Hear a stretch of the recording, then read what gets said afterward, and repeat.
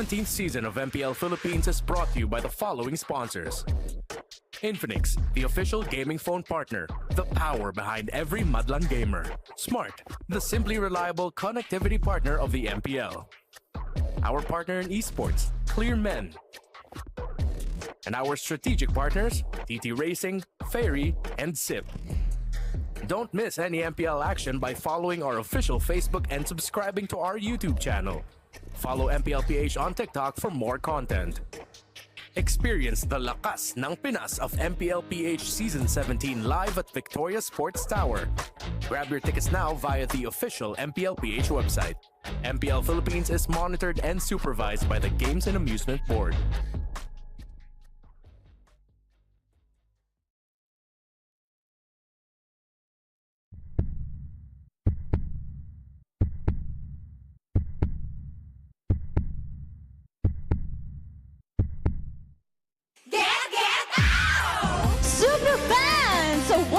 To week 3. Handa na ba kayong maki-get out? This is your sex bomb, Odin. At ako naman si sex bomb, Thea. But jokes aside, alam mo kung ano yung seryoso, yun ay ang permanent na get out mode in-game. I love that! Mag-log in lamang sa inyong MLBB app for 5 days from April 5 to April 19 para makuha niyo to for free. At dahil tuloy-tuloy rin ang magbakal, malalaman na natin kung sinong team ang magsasabi ng laban-laban o bawi-bawi ngayong magbubukas ng week 3. That's right, dahil 2 exciting matchups ang nag-aabang sa atin ngayong araw at pangungunahan na yan ng clash between APBR and ONIC Philippines. Kaya ano pa ang hinihintay natin? Simulan na ang bakbakan! Dito lamang yan sa tahanan ng pinakamalalakas. This is MPL Philippines Season 17. Palag na to! Get out! And get out! We are going dito mismo sa desk. Maraming salamat sa ating mga hosts. Siyempre, kaming 6 na naman ang makikita nyo after quite a long break. A very electric resumption of MPL Philippines Season 17. Palag na to. We are here at the Filipino broadcast. Of course, my name is Hans Galeria. Kasama ko sina Athena and Joshi Cakes, and over at the English desk, you got, of course, your mainstays. My name is Leo, Brigida, and Renmar. Ladies and gentlemen, it has been, what, 2 weeks since we were last here in the MPL Arena. Once again, welcome to those of you who are joining us dito sa Victoria Sports Tower. All of the competition is monitored and supervised by the Games and Amusements Board. We got 2 best-of-3s coming your way, pero bago magsimula ang ating mga laban, balikan muna natin. It has been, again, a long break. We celebrate Holy Week here in the Philippines, but real quick, let's jog the memories of everyone watching. This is week 3 after a week-long break. What's the state of MPLPH? I feel like for the first 2 weeks of MPL, it's always been, or at least every single time, it's been defying what people have been expecting of certain teams, be it in a positive or a negative way. Because I believe, given the changes that we've observed from multiple teams right now, we would expect certain outcomes from some of them, but every single time, it just doesn't happen the way you expect them to. Yeah, so, look, APBR and Aurora are tied for 2nd, and then you have Team Liquid Philippines undefeated. But the thing I'm happiest the most about is that no team went winless after 2 weeks. Everyone has a series win under their book. And so far, nangunguna naman dyan ng TLPH, still stopping of the charge. Match win streak is on the roll ngayon. At ngayon, today, ay meron ulit tayong mga abangan na laban.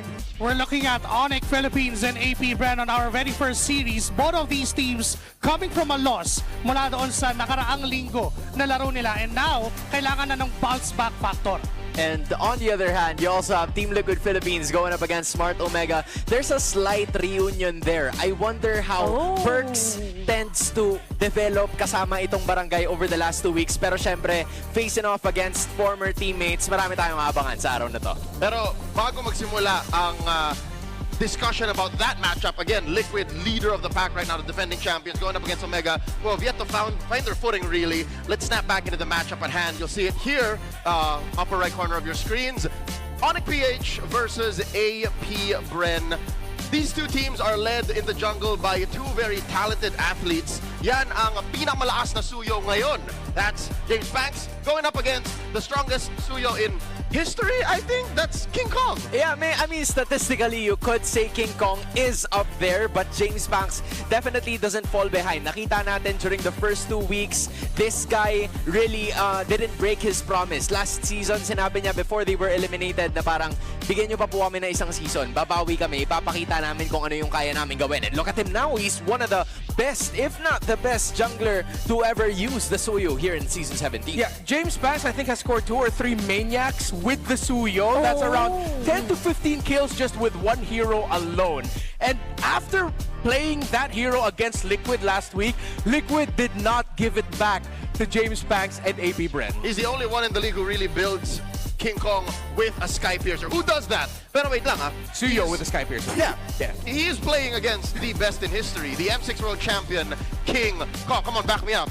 You all saw that, right? He won the World Championship in Malaysia, single-handedly put that hero on the map. Para sa akin, I think King Kong pa rin eh. Yeah. Dahil din kasi dun sa change na nagkaroon sa isang Suyo, naging nawala siya sa meta at some point in time. But now, James Banks with the emergence of the Sky Piercer din na ginagamit niya on the Suyu, ang laking factor din kasi na ang taas ng damage output nung second skill, nung top skill ng isang Suyu na before yung dati washing-washing yung ginagamit. Ngayon, yung katon na lang o yung buga na lang. Yung you have the Soul Saver, of course, the Evil Queller as well for the Suyu. And so far, kahit sa mga streams na nanonood ako, marami nagre-request na sana po mahawakan mo na ulit yung Suyu mo sa MPL James Banks. Well, it is possible right now. Kasi feeling ko malaki yung magiging contestation value between James Banks and King Kong upon the use of the Suyu. Pero again, we're not just feeling the junglers. I think they are the ones na dapat mag-step up the most considering na galing sila sa pagkatalo. ONIC kind of in a losing slump. You hate for them to be here facing off against James Banks, a guy that has consistently managed to bring APBR to the front. Parang itong bata na to, mas lalo na nating nakikita yung potential niya all throughout, but facing King Kong na after a long week break, I don't know what improvement he had. Definitely a mechanical showdown ang i-anticipate natin between these two junglers. But also, I think we're all looking forward to see na yung magiging growth and changes talaga. Kasi King Kong had a similar, I'd say, history when it came to him having to climb up the ranks and eventually get out of his comfort zone, as you may say. Kasi lumipat talaga siya ng team before he eventually got up there. I think his first season was during season 11, and then he had 2 consecutive 8th place finishes. But after that, you saw how he was able to just climb the ranks come 3rd season. And this is James Banks' 3rd season as well. So who knows? Ito yung bookmark, ito yung milestone. Possibly. You know what? We can talk about these two, James Banks, King Kong, James Banks, over and over again. But how's about we talk to them directly? Diba? I do believe our lovely hosts are in the dugout with our athletes. Again, they will speak on their own behalf. So in just a bit, makasama natin si King Kong and James Banks, our friends. How about Sex Bomb Odin and Sex Bomb? Yeah, Sex Bomb Odin and Sex You got Bomb that right. You got that right. Yeah. They will ask directly how these two athletes are feeling before this match. Yeah, for the people wondering what Sex Bomb is, they are a very popular group in the Philippines because I know there are probably some questions there, but more about that throughout the day for sure. That's right. You'll learn more about Sex Bomb throughout the broadcast because, again, it happened during the break. We really did get to tell y'all about it. So, yeah, we got him on the line. Let's go over to the dugouts. James Banks first. All right, let's throw it over. It is going to be a quick courtside interview. Let's all listen to this. Thank you so much, casters. This is Sex Bomb Odin. You heard that right, guys. The new generation of Sex Bomb. But right here with me is James Banks, the new and the youngest Suyu player in the history. James Banks, pinag-uusapan natin ngayon bilang ikaw na the man with a million moves. Isang Suyu na napakagaling. Kumusta ba? Ano ba yung mga pinagkaabalahan mo during the break? More on ano pa rin, naglaro pa rin ako tapos nag-spend lang ng sa family. Yun lang. So naka-reset kayo kahit papano? Apo, sa pagkatalo namin ng nakarang. At napag-usapan mo na, nasabi mo na rin yung pagkatalo nyo last week. Although medyo kinulan kayo against TLPH, medyo na-shaken up nyo naman si Carl TZ. Nabasa mo naman siguro yung statement niya, no? Pero ngayon na sinasabing ikaw ang best Suyu player of today, anong masasabi mo doon? Masabi ko lang thank you pero para sa akin hindi ako. Hindi ikaw? Kung hindi ikaw, sino naman sa tingin mo ang pinakamagaling magsuyo ngayon? Si King Kong pa rin. Bakit si King Kong? Iba pa rin kasi yung suyo niya eh. Parang sa akin, nakalason lang eh.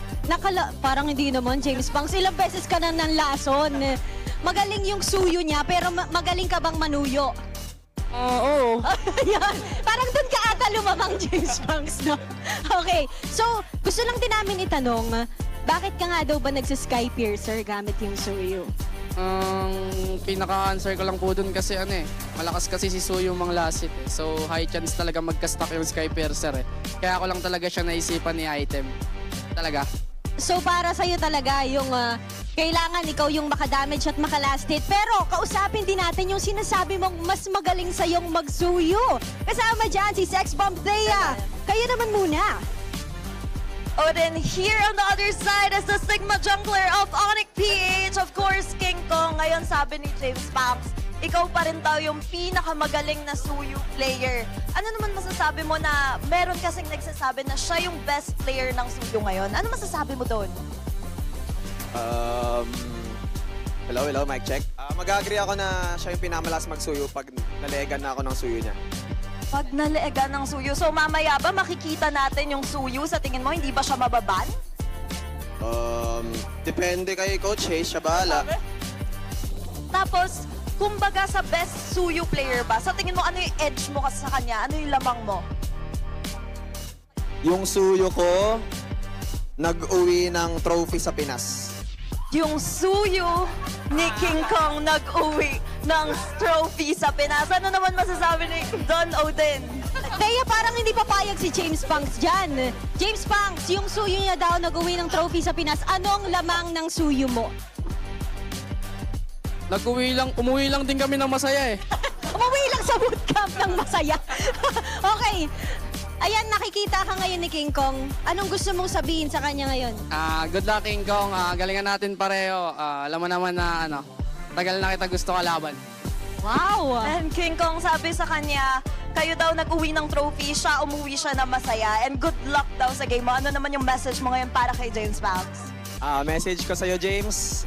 Good luck and mukhang hindi ko malalaman kung ikaw yung pinamalas magsuyo kasi mukhang ibaban ata namin. Oo, so mukhang mababan nga naman. Tignan natin ngayon pagdating sa game, di ba, Odin? Nako, kapag binan yung suyo, ready ba kayo doon, James Banks? Hindi ko rin alam eh kasi no suyo, no win kami. No suyo, no win. Suyo, no win daw. No suyo, no win. Maraming salamat, Thea and King Kong. And of course, to you, James Banks. Tingnan na natin sa loob ng Land of Dawn kung sino nga ba ang mas mananaig sa kapugian sa paggamit ng suyo. Casters, na to. Maraming salamat, hosts, sa pagalingan magsuyo. Manuyo siguro, match tong dalawang to eh. Feel ko palagi, kayang-kaya. Pero yung sa suyo, men, hindi ko kinaya yung sinabi ni King Kong, nag-uwi ng Pinas ha. Kumbaga, mic drop yun eh. Si James Banks, kahit tumatawa yun, ganyan yun eh. Hey, technically, James Banks brought a trophy with his suyo to the boot camp. Oh. Well, when they won MPL. Did I get that right? All right, y'all know what that means. It's time for the Infinix Keys to Victory. Shout out to Wolf. I hope you enjoy how we attack what you wrote for us. Joshi, can you start? Well, let's start, of course, with ONIC Philippines Get AU, or AU means gold. Fun fact na ito ang chemical symbol ng gold. ONIC Philippines must outfarm APBR by map maneuvers, invade James Banks' jungle slow and steady. And that would really complement the slow play style na meron ng ONIC Philippines, thus giving a lot of hard time against James Banks, one of the core ng side ng APBR. Yeah, so for APBR, laban. Just keep fighting. Play against ONIC's slower play style. You have to be fast against it. If you're not gonna get Suyo, get Harley, get Leomore, get those heroes that can build leads early on by winning Turtle 1 and Turtle 2, snowballing into a Lord 1 dominant win. And make sure you don't hesitate on hero turn in Lord dances, meaning that if you don't want to play the 50-50, if the 50-50 looks too risky, and you see that you can get the pick, start off the fight in the Lord dances so that you get the early lead. Literal na, you just have to play along what your opponent doesn't want to. And for ONIC Philippines and APBR, makikita mo yung kontrapelo once mag-start yung first turtle. Kasi nagkakaroon ng maraming trades sa mapa every single time na magde-decide yung junglers when to get the objective. So technically, for both of these teams, they have to play against the identity of their opponent. So technically, they do have to play so that they can level up. And for everybody who is ready to level up their game and their grades, the best students don't just study hard, they study smart. Alam mo, tama ka eh. Meet the new Infinix Xpad 30E, the first true education tablet in the Philippines. It features an 11-inch FHD plus big screen, an 8-year tutor on tap, and over 120,000 free courses. It's time to make learning easier and a whole lot more fun. Get your Infinix Xpad 30E, your easy learning smart buddy. I like that. You mentioned the F word, fun. I think this matchup is going to be plenty fun, given that it's clear. We don't question the Super Fam's achievements, and sa totoo lang, even with APBR's red hot rise in Season 17, lamang pa rin yung Super Fam when it comes to just overall history in terms of success. How did APBR attack that lack of hero pool? Because again, it's not just James Panks. It's, someone argue, everybody needs to level up. Yeah. So, feeling ko talagang lahat ng mga no suyo, no win, yung mga sinabi nila kanina, kailangan nilang i-disprove ng malala dito against ONIC Philippines dahil I think nabulungan si King Kong earlier. He didn't want to answer if they will be getting rid of the suyo initially. Pero binawi niya later on. Sabi niya, hindi yata natin malalaman kung ikaw ang best suyo kasi hindi mo ko malele agad. You know, I suddenly remembered since nabanggit ni Leo yung history. Sure, nakapag-uwi ng World Championship sina King Kong, but this organization has had 2 World Championships. That's history for you. All right. No longer do we have to speculate. Magsisimula na yung laban. Let's start by welcoming these teams on stage as they start off today's first match. To ensure the integrity of the game, please welcome our marshals, Chico, Miko, Joshua G, and JD. Hungry for redemption and armed with the power of the Sigma Jungler, Sonics, make some noise for your ONIC Philippines! ONIC time. Tiap era kita kasih keras, biar aja yang banget kelas. Bila ONIC pegang kendali, jangan semua harap dapat pass. Now they may have faltered, but they proved that even Titans can bleed. Led by the man with 1,000,000 moves, Bees, give it up for your APBR!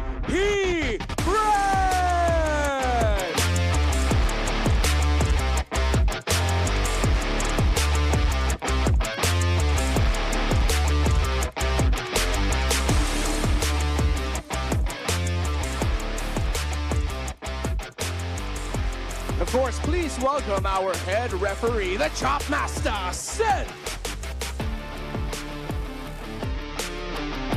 And the head coaches for the 2 teams are Coach Hayes and Coach G.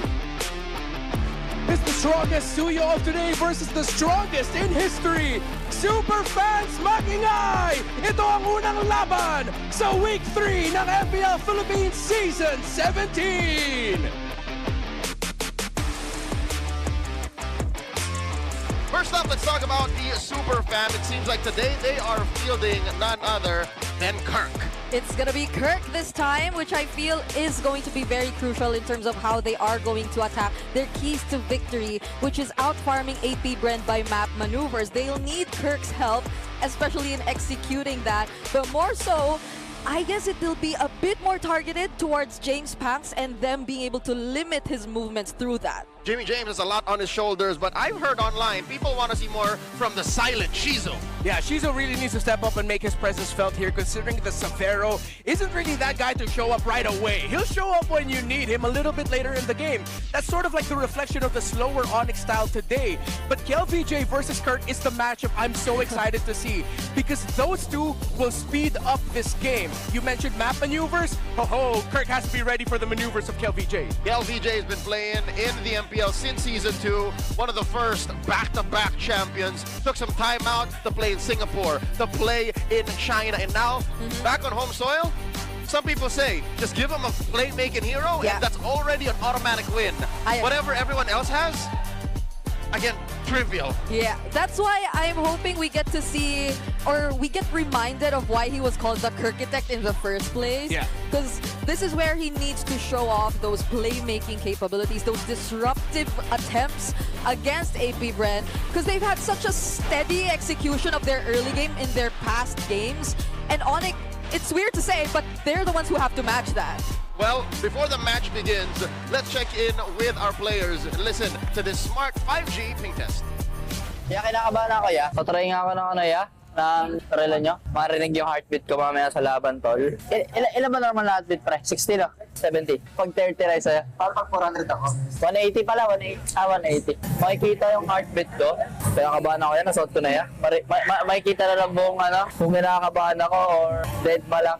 Siyempre pag intense boy, tataas yung heartbeat ko. Pag normal na, dead is pa na lang. Gusto ko matry yung 180 eh. Gusto ko yung 1v5, sabi maubos ko. Paano pag 1v5 ako yung namatay, di tataas heartbeat ka doon. Ano ba isipin ko para kabahan ako? Tawa ka? Heart rate, heartbreak anniversary, Clay. 98 na. 107. Baba na dugo mo doon. 110. Higit ba? Ba't ganun? 114. Lakang puso ya. Get. Ow, 6 bomb. Mataas ba ito, coach? 112. Isabero kasi. Aray mo. That for you right there is a smart 5G ping test. Also featuring the new Infinix GT Watch 5 Pro. These bad boys can detect your player's BPM while in game. So make sure you pay attention to that because this adds a whole another layer to how we analyze and watch these spectacles. Yeah, because it was always just the mic checks which told us a little bit more about who's the calmer player, who's the more panicky player. But this time we get a bit more of stats into it. Yeah. Also, if there are any doctors out there watching MPL and you notice anything about the heart rate monitors and specifically the players or the orgs might need to know, let us know. Because we're also using it to watch out for our players' health. So I'm excited that we have that. Match is about to begin. We see here ONIC choosing blue side in the broken walls. One of those things surprised me, and it's not the side selection.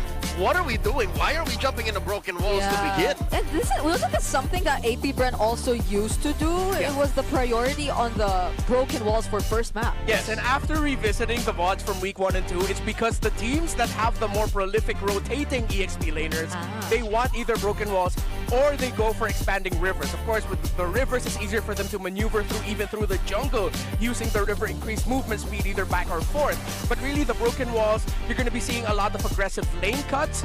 One thing now that ONIC and even AP Bren need to watch out for is the possibility of a Fanny showing up.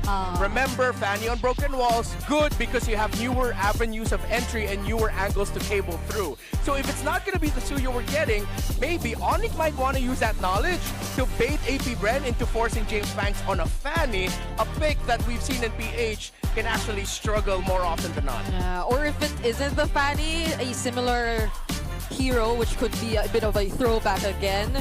Could the Joy potentially show up, considering the broken walls priority? Because I think if we're just talking about the heroes that brought home trophies, the Joy is one of them. That's actually true because you don't have to commit a dash as a Joy to get through walls. You go through the walls just simply by walking it, so it's easier for, if ever it's going to be King Kong on the Joy, to be able to find those unique angles that we know ONIC are known for. And given how open the metagame is, again, I think the gold lane is the only lane that is that kind of choked out. I don't see why we can't see a Joy. So going into the draft here, red side priority for AP Bren. They get the 2-pick swing. I think this is a good spot to start, especially since last week they were kind of put on notice by Liquid of their, how do I say, less than stellar hero pool. One thing that we have to watch out for now for AP Bren on the red side is whether or not they'll be able to get the Marcel later on in the draft for Nova. By the way, let's revisit the new tandem for AP Bren. It's Kel v James. So James Banks and Kel VJ, they've been tearing it up. If it's not these two, then you'll see Aqua and Nova stepping up, but really, a lot of the highlights that we've seen from APBR in the past 2 weeks have been KLVJ on Arlot, KLVJ on Sora, James Banks on the Suyo, and anything aggressive like that. Hey, you forgot one hero. KLVJ on Arlot. Yeah. I mentioned Arlot. Oh, Yeah, I mentioned Sora. Arlot Sora. There you go. Okay, Yeah. cool. Yeah. Those are the only heroes I think that he's good on. And then he can work on like the Alice and Phobius. Yeah. It is interesting because it's always been the jungle and the gold paired up together. Yeah. But we see like a different duo usually leading the team fights for AP Bren. But eventually, it's not just them. It's also possibly Nova and Aqua. It Yeah. depends on who really gets to set up for those particular team fights. But finally, is the Suyo gonna show up or not? Let's see. Something that was a No. Oh, no, it's not. Dude, ONIC straight up saying no. You mentioned Marcel. We're banning the Marcel from Nova. We're taking out Suyo as well. Even the Fanny. They could have like first picked the Marcel even so, but then no, they decided to respect that. And they even take out the Sora. So they've done their homework. They take out a Nova, James Banks, and KLVJ hero. Now though, let's see if APBR are going to be willing to give something like a Valentina potentially, because I see a Valentina for Super Friends as a great first pick. So what happens now is APBR have to go to their second best heroes. Kalia gonna be a very big priority. And for James, does that mean the Harley has to come through? Yeah. Do we see a Harley Gord combo again? Because Sora's banned out, so you're safe. Yeah. I think Harley Gord is a path that they can go through. They can even go for a Leomord for James Banks, something that we haven't seen, but really it's because Harley is just so devastating. But it's going to be hard to pick up a Harley if you're ONIC because a Hilda is still going to be open. Yeah. Sorry, if you're AP Bren, that means you're going to have to prioritize Hilda in the first two red side picks if you want to pick up the Harley. So ONIC, if you want to continue putting the pressure onto James Banks, a Hilda first pick, though it would be surprising, is actually warranted. We mentioned Valentina's an option, but of course the Super Friends, they go for the Juicin instead, which is great for all of the dives. You use your beacon to go out and then you counter through that. Okay. Although I just can't help but remember how unsuccessful that Harley Gord combo you mentioned was. So In PH. in PH. Yeah. Elsewhere, it's, you know, a coin flip. It's seen wins. It has got the dub elsewhere, but here in the Philippines, maybe as a last pick, like Red 5, if there's no mid laner for AP Bren, then maybe. Yeah. But for now, I'm not against it, Renmar. If the Leomord doesn't show up now, maybe Harley Hilda would be okay. Yeah. That way you get to apply the pressure of the jungle. ONIC! There's the Harley. Oh! It's an early glue. I think they're... Are they posing to flex this or just already showing that this is going to be the roam for Nova? Drone glue does pop up and it has been played in previous series. So now ONIC... They won with it. Yeah, they won with it. Let's see if they're going to go for either Khalid or Hilda as their roam. Because the thing with picking up the Grok here, if ever you want to pick up a Grok roam, is that you're up against a glue. Your charge might actually just be wasted by the fact that your team is trying to deal with a glue that's ridden and mounted one of your members. There's no third for Aramis either. Which is why like early glue isn't as surprising for AP Bren. But they know that the counter's gone for it. yeah. Still pick up a strong EXP laner that's happy going up against it. Like Lapu Lapu generates a lot through the mini glulets. For Kerr? Oh! Oh? Oh, okay. The Cho makes a little bit more sense since they did pick up the Baksha jungle. So their route is gonna be through a lot of pressure and movement speed. Cho Juicin. Yep, Cho Juicin. And hey, let's not turn off the possibility. What if they go back to a really, really old favorite and put a Cho on Kirk? If they see the matchup is clear. Because if that's a Cho blue, it might be There's no combo just yet until we see the last two picks for ONIC. It's just a lot of control. Eve, the closer for AP Bren, so no Gord. I think for the better. This is a better Not that there's a Cho. pick in the mid, yeah. Yeah. I like the Eve, good stopper for the more aggressive nature of the ONIC lineup. You don't have to worry about the Sora breaking your formation. You just have to consider taking away more EXP laners now. Might want to consider taking out Lapu, Yuzhong. Actually, the problem is there's so many easy backline dive XP laners still available that you can't overcommit on the bans. And then you will have to show your Roam EXP choice by Red 4, because if you don't steal away an EXP lane option at Red 4, that opens up the pool for Kirk and ONIC. the only ones remaining at this point. So you're saying if they go for an EXP lane in red 4, that's automatically putting the glue in Rome. Yep. Yeah. Or vice versa. I mean, well, yeah, most likely. Or they show the roam at red 4, because that way you just really want to like reduce the options as much as possible. Something tells me they'd commit to the bid. They pick that roam or XP at red 5. So they're really just gonna hold on to the flex. That's gonna be their main thing. Could you go Claude red 4? Well, yeah, the Claude Harley in terms of like just going for dive, or if they want to go full dive. Yeah, no, the thing is you don't even see the matchup just yet. Yeah. ONIC might want to consider banning out a carry so that APBR doesn't pick it up at red 4. And then if the carry's gone, you still have... You're not going to go Harith anymore. There's too much magic damage. Yeah. You need physical. You either go Obsidia, who can tear up the ONIC lineup. So Obsidia carry is what I'm looking as the best picks right now for APBR. The last ban for ONIC. Yeah, they did not ban the carry, so I think they wanted to pick it for themselves. Yeah. But the Moskov said, unless, wait, ban out of Moskov. They did, so... It's... Wait. Huge. Is it a matchup thing? Is it because they're playing around an Eve, they just don't want to be able to deal with the... They opened the marksman. Yeah. Okay, unless if they go mobile... Just wondering why the Moskov ban of all heroes. Are they cooking something that... Are they potentially putting this Hardy elsewhere? I don't see the Hardy going anywhere else other than the jungle. It's got to be a jungle, especially since that mid lane is kind of like DOT. Yeah. DOT magic. There it is! Okay, there goes. Yeah. Now, so they do get a Claude. The rationale. If there's a Claude on the other side, I think the glue would have trouble. And again, it commits to the bit. Like, you hide where the glue goes. Yeah. Like, going this way. So, they're okay with having to deal with all this tankiness. Because again, even the mid lane, even Jushin, is relatively tanky for a mid laner. Yeah. So they don't want to carry it. It's out of the question. Yeah. And ONIC so far doesn't have like a hero to just go for the 4-1 just yet. Maybe the Baksha most. But given that the Moskov is out, it seems like it's going to be all team fights from this point onward.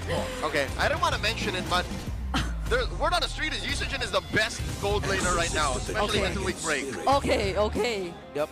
So we expected the Yuzhong to come through. CC gone. Wasn't the Lapu, but again, easy dive. Petri, you have the Baksha. Ooh, there's a painful lineup. Again, as with all glue games, it's going to be up to, well, first, where APBR is actually going to go. Yeah. If I'm KLVJ, I'm telling Coach, yo, Coach, I believe in your system. Just put the roam glue and give me something different for an XP. Something that rotates a little bit faster, can be aggro. Something that can match the Yuzhong. He lost all of the heroes. Yeah. No Sora, no Arlott. Just the Lapu. I wonder if he's willing to play Benedetta here. Not playmaking, in my opinion. With the Petrify and the Electro Final Blow, that's a lot of playmaking. So what he's doing is hunting down the Usajin. Yeah. Okay, just Lapu. Okay. That's safer. Okay. So they do go for the safer pick.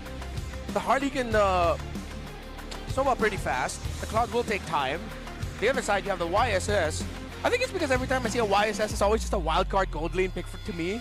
That it's hard for me to lean too heavily towards a team that has it. It's real now. Again, there's reps across MY, reps across ID, and people watching, I'm pretty sure they would predict ONIC now because they want to win 1,000 Dayas. Super fans, predict the match winner correctly, and scan the QR code to know more. That begins with predicting who wins match 1 and predicting who wins match 2. So despite the rocky start, despite the 2-match loss over the past 2 weeks, ONIC is still ahead.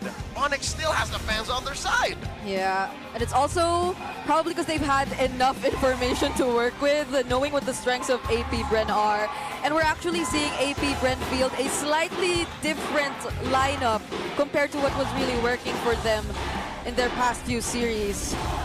So we'll get to see how the Super Fam attacks us alongside Kirk in the EXP lane, by the way. Here we go, game number 1. The opener for week number 3. We're back in the land of Dawn. Get, ow!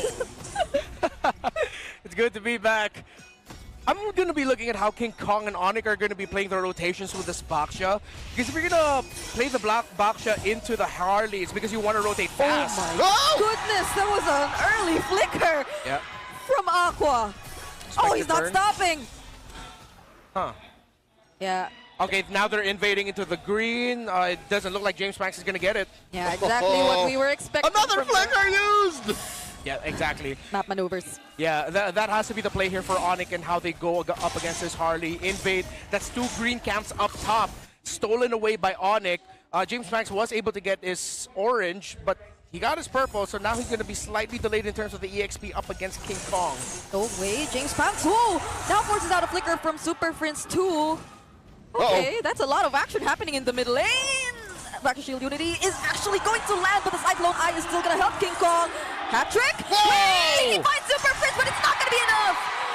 2-man gank over to the escape. Could have been James Banks. Man, there's a lot of pressure from Super Fam. I think beyond just hero pool, ONIC have decided, yeah, we're going to corner James. Yeah, that was the perfect rotational start. Again, top side, then they find him in the river, and then Super Prince waited for the hat through the space escape of the Harley so that they could take him out. He's not going to be able to contest this turtle. King Kong is already level 4. This is a perfect start and rotation of the Roman trio of ONIC. Not to mention the presence of a Yu Zhong in the EXP lane, who's also had his Petrify back, because I believe he used it earlier on in the first minute of this game. Without even the level 4 available for Kirk, it's not gonna be a problem for ONIC to secure this turtle. Yeah, and this goes back to what we sort of posed as the idea of the lineup of ONIC at the week 1 of this season, is that they're just going to be playing control for majority of the map, so that Savero has space in the gold lane to farm up and get his items. And with this lineup and the rotations that they did,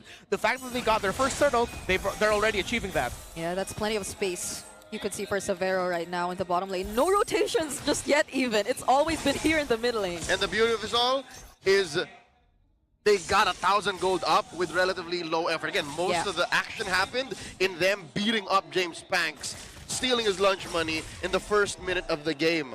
Savero is safe. Savero's not even sweating. He's got everything he needs. The vision, faceless, a flicker. Who's going to catch him? There's no threat of a surprise. Brusco's got all the information they need. Aqua and Nova are not even able to get out of this tier 1. Oh. Blazing Do It already used. Yep, fast clear. Good understanding of the trade there by Savero. Already rushing a Hunter Strike. No boots, nothing like that. King Kong goes in. He's actually going to die. That's a Purify used, but even then, King Kong will pick up the kill. Nova can't save him. This must feel miserable for the former MPL champion. He's like, I'm a glue, but I can't do anything. Yeah, he's way too slow. He's always late to the pickup. It's the hero diff. You understand now why you pick up the Cho. It rotates faster. I mean, we were posing the faster rotating possibilities as well. The Harleys, the Kalis, but they ended up, of course, with one of the signatures of Brusco. There's no other way to put it. ONIC is playing the first 5 minutes of this game perfectly. Yeah, and that was such a low effort. Oh, wait, there's a Way of the Dragon, and it's 4 members of ONIC here in this fight. KLBJ looking like the next target. Landshaker on 3, but can he actually find a trade? That's the grab. Already committed over here. But then it's going to be Kiel who's targeted down by Kirk, and Brusco with the shields. He's going to be okay. And Kirk just looking for the outplay. James Banks, though, might just win this duel. No! It's still going to be a double for Kirk. And Nova flickers in. Aqua takes down Kirk. And just like that, APBR are still catching their breath. What just happened? You flipped the keys to victory. ONIC are playing fast. It's forcing APBR to play so slow, slower than expected already through a glue roam. You can't play fast when your opponent's playing fast too. Exactly. That's just not how it works in MLBB. Somebody has clearly got to be the beatdown. And now ONIC has decided, yeah, it's us. We're shaking you down.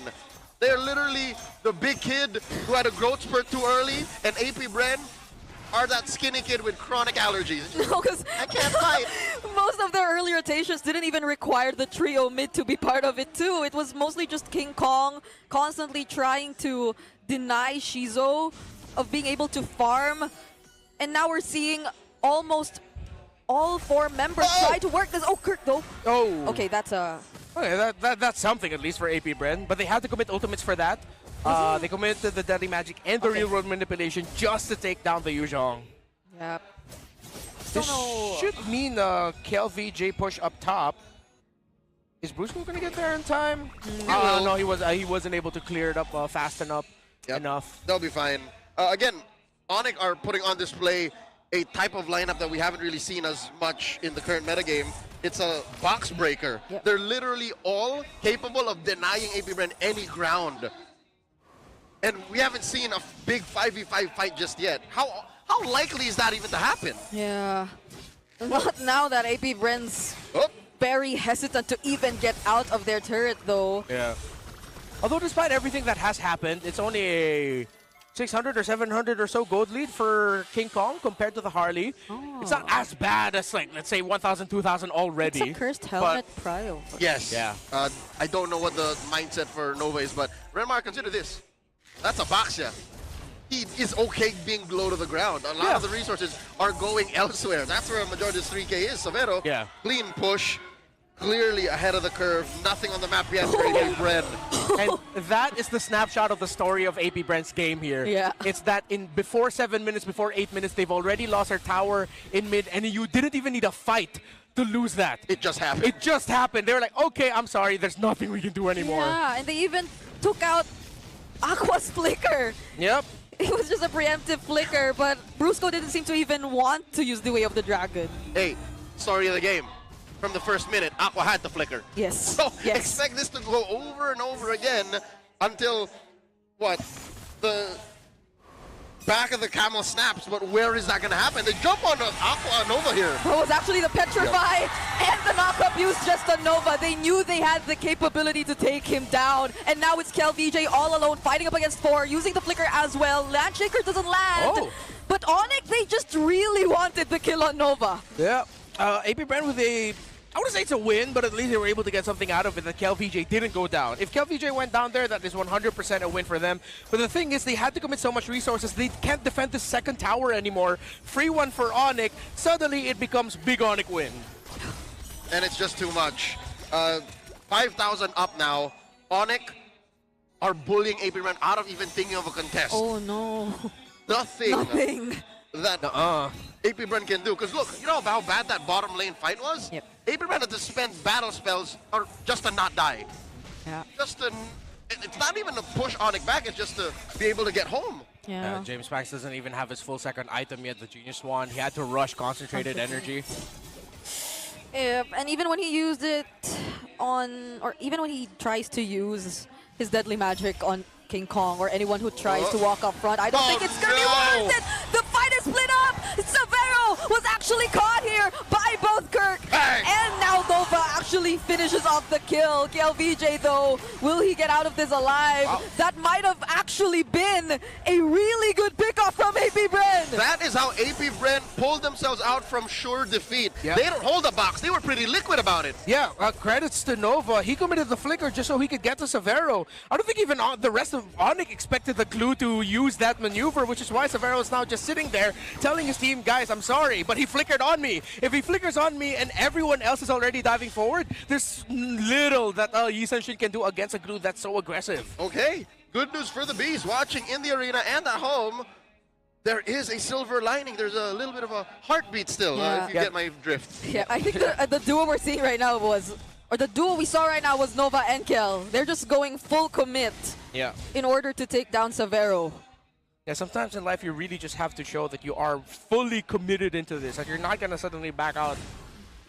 Yeah, we're still talking about MLB. It's coming from a real place. AP Bren have managed to keep the blood from flowing out. Again, they've kept it under 3K.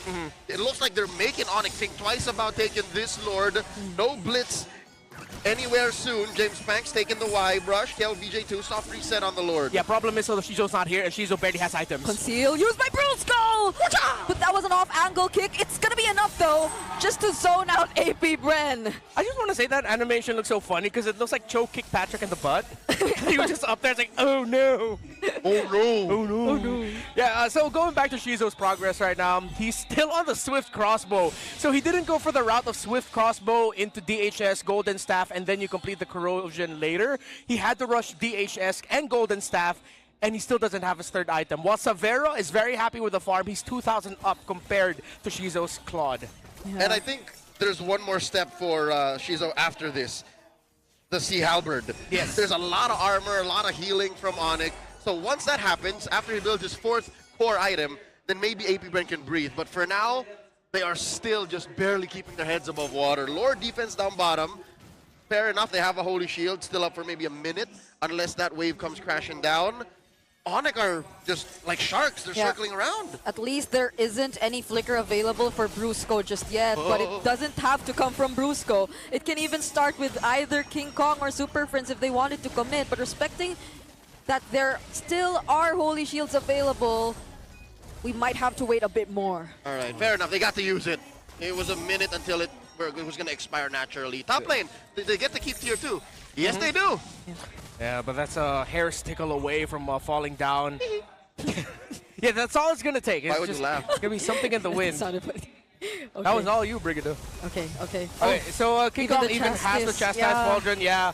So even though Shizo has a Trinity, it's a Trinity that's not going to be worth much. Yeah, he needs one more. Yeah, he needs either to rush, as you mentioned, Sea Halberd or Malefic. It's only one of those two he needs to go for. Okay, no, the Petrify was dodged. James Pack was so fast to react to that. Some signs of life again. AP Brand, say what you will about their hero pool. Say what you will about, their greater macro in general. Yeah. But mechanically speaking, you cannot discount the hive. Yeah. Second problem, though, Aqua is so gapped to Super Friends. 3 levels down. And in terms of the gold, almost 2,000, no, even actually 2,000 is the lead of Super Friends. He's up to the Sky Piercer. I wish we could see how much. Okay, and he's either one 10, stack or stackless, depending on when he got that kill. I think he got it after the Sky Piercer. So 20. build. So he should be at 20? Yeah, let's assume that he is at 20 right now. Get a freebie upon building it. Yeah. Okay. Aqua had to rush a Divine Glaive, but at this point you need one more item for the Eve damage to really be felt at this point, considering there are 3 Radiant Armors you have to deal with on the other side. And considering the King Kong Baksha also built up the Cursed Helmet as the first one, meaning that's even just a slightly bit more magic defense as well. Or are you looking to rush a Lantern?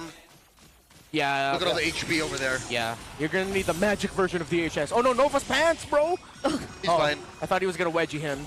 Ah. It looks like a wedgie because his airborne animation is him just like backwards. Backwards, yeah. South up. Yeah. All right. Quick rotation by the Super Fam. Again, want to play with this major lead, 5,000 gold. Pulling the Lord slightly over to their side. Savera has to watch out for Nova again. That lethal maneuver of the flicker, mount attempt, almost single-handedly kept AP Brand in this game. And I think that's why they're keeping Savera scarce. Like, all right, always stay back. Have at least 2 members protect you before we begin. Oh, okay. KelVJ might actually end up becoming the anchor here for AP Brand. He's up to a Queen's Wings. Playing his cards right, and he might be able to carry AP Brand through victory with this next fight, but Shizo can't even go there. They're sending Shizo to farm. They might just give this Lord up. They're gonna play for the defense. Yeah, that's a Mountain Shocker used, so they are fully aware that Shizo's not gonna join this. Not that anyone's asking, but my 2 cents is, it's worth it. They can afford to defend. I think they can even afford to lose 1 inhibitor for the hope of a wipeout. Again, quick moves. Dodge the Petrify, dodge the initiation from ONIC, clear the Lord, then snap back hard. Yeah, and that seems to be the play in their head. Earlier too, James Panks, it seemed like he had enough damage to take out Super Friends when he actually finds the opportunity to do so. Yeah, but the thing is, because of Friends building the wings, and then now Savero also has a Winter Crown, he has so much farm, he had so much space, that the play that AP Brand has in their mindset of, let's say, Nova, KelVJ dives. They force out resources, making it clear for Shizo to go in with a Blazing Duet and James Panks to go in with a Deadly Magic. They might not even be able to pull it off. Although they were able to bring Friends down to around 50%, he'll just be able to regen that. Oh! Yep, there goes the inhibitor. I mean, Crimson Beacon in from Super Friends. Whoop. What? James Panks actually trying to take down Kirk? Okay. Okay. Oh, now that's the setup coming in from Brusco. Nova is nowhere to be found. The real world manipulation is committed as well, but they bring the fight out of it.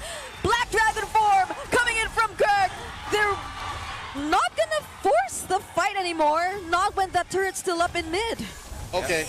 AP Brand are not comfortable with the repercussions of their long-term plan. I think they were going for that same play, and then they're like, wait, there's not enough of us to do this. Wait, James Panks, what's he gonna do? Can he find the angle?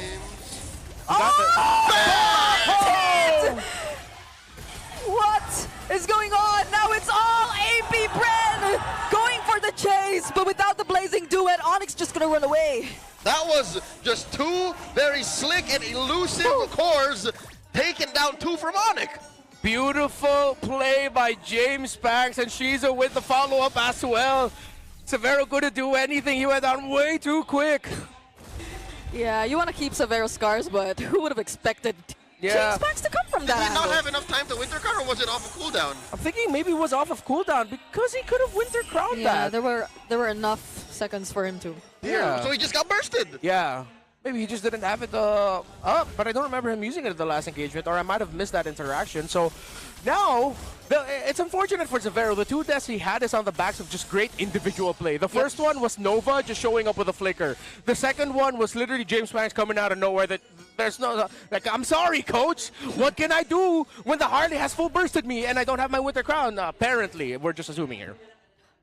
Literally just, coach, you try. Yeah. You try surviving that. It would be so sad if he was just like checking the items or something like that. Yeah, because you were literally theoretically out of harm's way. No one knew that James Panks was there. I don't think there was a Mountain Shocker to check. Lord respawns once again, same quarter up top. 3,000 gold. APBR looks like they can contest. Now it looks like Shizo is willing to join now. Yeah. Blitz. Yeah, the wave is looking really good down bottom too, but it's just gonna be such a quick blitz from ONIC. Yeah, perfect play. Let's see if APBR can survive another defense. This is Lord 3 already. Without two base turrets. Yeah. Without two base turrets, they only have the one in mid. The two worst inhibitors to lose. Exactly. It's really tough for them to control this. They're gonna send James Panks and KLVJ a little bit further out. Oh, wait, no, I thought, You guys have the space to clear out that minion wave, but okay, they're gonna use it to delay a little bit. They're waiting for the next big one instead. Okay. They could have cleared that up much quicker so that the minion would... I mean, they probably thought not worth it because the Lord is marching up top. Okay, quick item update. Shizo did not build a Sea Halberd. Went for the Wind of Nature and Malefic Gun. Oh. So it's neither of our calls. So I guess they're expecting the damage to come from elsewhere. So they're still investing in the Harley Mage damage combo. Yeah, wait. How fast are you going to be able to get your deadly magic back? Yeah, I think it's going to be really quick, not unless ONIC force a fight now that he doesn't have it. Okay, the Black Dragon form. Kirk not going to use it just yet. He's trying to regain some of his HP back. APBR, look at the damage coming from Shizo. Starting to feel it. Here we go! Whoa, was that a flicker from Aqua into the real world? And now Shizu going in. There's a counter Black Dragon form, though. Knockup from the way of the dragon. KLVJ might not be able to attack everything all alone. With a 3-man knockup. KLVJ falls down first, and it's a double kill for Severo. A Winter Crown play to keep him safe, and the immortality pickup. But even with the grab on King Kong, what can APBR do? It's only Shizu trying to look for the trades, but Brusco still has immortality either way. 2 cores left in the base. It's not over just yet. They do pick up Kirk, but let me tell you now, Kirk for 3, and all the haters online say it's Ryota who should play. ONIC are in this. They want to end it now. Perfect furious dive by Kirk earlier, Super Friends. And the counter Crimson Beacon, Mountain Shocker 2, blazing to it, but he gets stunned. And Shizu pops his immortality. Is there nowhere to run? A Way of the Dragon 2 onto James Panks, but just as he uses the space escape again, he is not going to be able to defend. And ONIC are taking game number 1. From minute 1, the Super Fam decided this was going to end quick. Some light of hope for APBR, but ONIC PH still takes it, going a match point. Perfect rotations early on. Eventually, APBR were able to drag it out just a little bit long enough to get a bit more farm, to start making the damage get felt. But the lead that they built, the draft that they got, and Kirk's Yu Zhong play was stellar there in the end. Fantastic, furious dive onto 3. Yeah. I think there are so many Kirk fans rejoicing out there right now. May not have been the Arlot, but it's pretty much the same in terms of what it's able to provide. The impact and denying APBR, because I felt like at the moment APBR were just yeah, we're gonna start a fight now, because we never really started a fight the entire time. Is this an early MVP call, even before we see any signs of who it is? Because I'm going to say Kirk. Kirk, almost single-handedly, throughout the later half of this game, won the game back from out of a comeback potential. Yeah, you could also make a argument, I guess, maybe KDA-wise. Super Prince's impact was also stellar. He went 4-0-6. Clean game from him. And it was his early aggression that did force out the flicker from Eve early on. Maybe Brusco, but of course, I gotta agree. It has to be that Yuzhong, man. Yeah, these two guys, Prince and Kirk especially, being able to shut down their lane counterparts meant something really huge for this game. Yeah, 2-3-5. Not a KDA that you would think is worthy of an MVP, but you watch this game and you'll see how his Yuzhong single-handedly forced out 2 or 3 battle spells, 2 or 3 ults for APBR to only not even win the fight, but consider how they can catch their breath. That is how strong Kirk has been. That's the kind of athlete he is. Again, he's not as clean or as, how do I say, consistent, but is it fair to say I compare him to Flap? Him and Flap have just the highest highs. This is one high for Kirk. Yeah, you just know he's, like, the mindset is always going to be there regardless of what the KDA tells us. Yeah. Or regardless of what his performance shows us. You know, he's just that constantly aggressive guy, so sometimes it doesn't work out the way you want to, but in moments like these, it's perfect for ONIC and their execution. This was the outplay. This was the outplay. And I think we mentioned this in the keys to victory. Bang! They have to be laban. They have to keep fighting. Kirk is a fighting XP laner. Yeah. He don't take this line down. Which makes me think, should the Red 4 pick for APBR, shouldn't it have been different? Do they need to get the Claude already right away? They already have one of their carries. I thought they were going to play again the card of just show the Roam EXP decision already. You know what the problem is with the Claude? I think the Claude was chosen to protect the glue. Because if the glue was on the, if the Claude was picked by ONIC, again, I think they were gonna likely pick usage in anyways, but if ever the Claude went to ONIC, that would have been free AOT stacks. If there was a glue, remember? So I think there was that kind of mindset for APBR. So to address the situation, maybe they shouldn't have picked the glue so early. I don't know, is it just me or is the glue not that strong and it's not Red 3 worthy? Yeah, the glues in Rome have just been quite unsuccessful for the most part here in MPL Philippines. Be it paired with a Valier, be it paired with an Eve in this scenario. An Eve who struggled a lot in terms of positioning, because how do you even find the right spot to just use your real world when even before a team fight breaks out, you're forced to use your flicker, you're forced to just recall because you're very low on HP? Yeah, the initial trade was actually like the biggest problem for APBR. They got the burn flicker from Aqua because Nova and Aqua couldn't handle the Juicin and then the Cho in mid, which opened up the jungle of James Banks. Okay, now in hindsight, it wasn't even Red 3 glue. It was 1-2 glue. It's a Red 2 glue. Again, that's too early. That's too soon. So even with the Juicin first pick. Yeah, I think APBR really need to work on that hero pool. Was 2 weeks really not enough? 2 weeks was enough for other teams to figure out what worked for them, though. So different folks, different strokes. Yeah. It's not over just yet, though. APBR has another game to catch up, and this was a long game. To be fair, 1928 is a long game in terms of MPL PH standards. We go anywhere from 11 to 15 for a quick game. Anything after that is a protracted match. So that aside, anything else we noticed besides the glue, besides the whole draft situation? I'm still gonna lean one more into the draft. Maybe it didn't need to be a Kalea ban. Maybe it could have been a Juicin ban instead. Maybe they needed a Kalea. Maybe they needed a Kalea, actually, Maybe that's what they needed to outplay the rest with the Infinix GT30, featuring the GT trigger for lightning fast reactions and MLBB certified 120 FPS for ultra control. Dominate the game with Infinix GT30, the power behind every Madlang gamer. Quick reminder that you can dominate the land of Dawn, you need a connection that never lets you down. From scouting rotations to tracking the bros, stay online and in the zone. Yep, and you could do all that if you power up with the Smart Power All 99. Get 10 gigabytes of data for MLBB and your favorite apps, plus unlimited FB, calls, and texts. Share every GG moment with Smart, the simply reliable partner of the MPL. I missed this super fam. Yeah. This Super Fam is the kind of team that I don't think it's a matter of slowing it down. Remember, was it them who had to slow it down, or were we dictating that they're the slower team between the two? They were the slower team, like for the first 2 weeks. Them going fast is amazing. Ladies and gentlemen, quickly, super fans, it's time to flex, unleash your creativity, because the MLBB Get Ow UGC challenge is officially live. We're giving away 1,000 diamonds to the most solid entry. So let's get solid. Okay.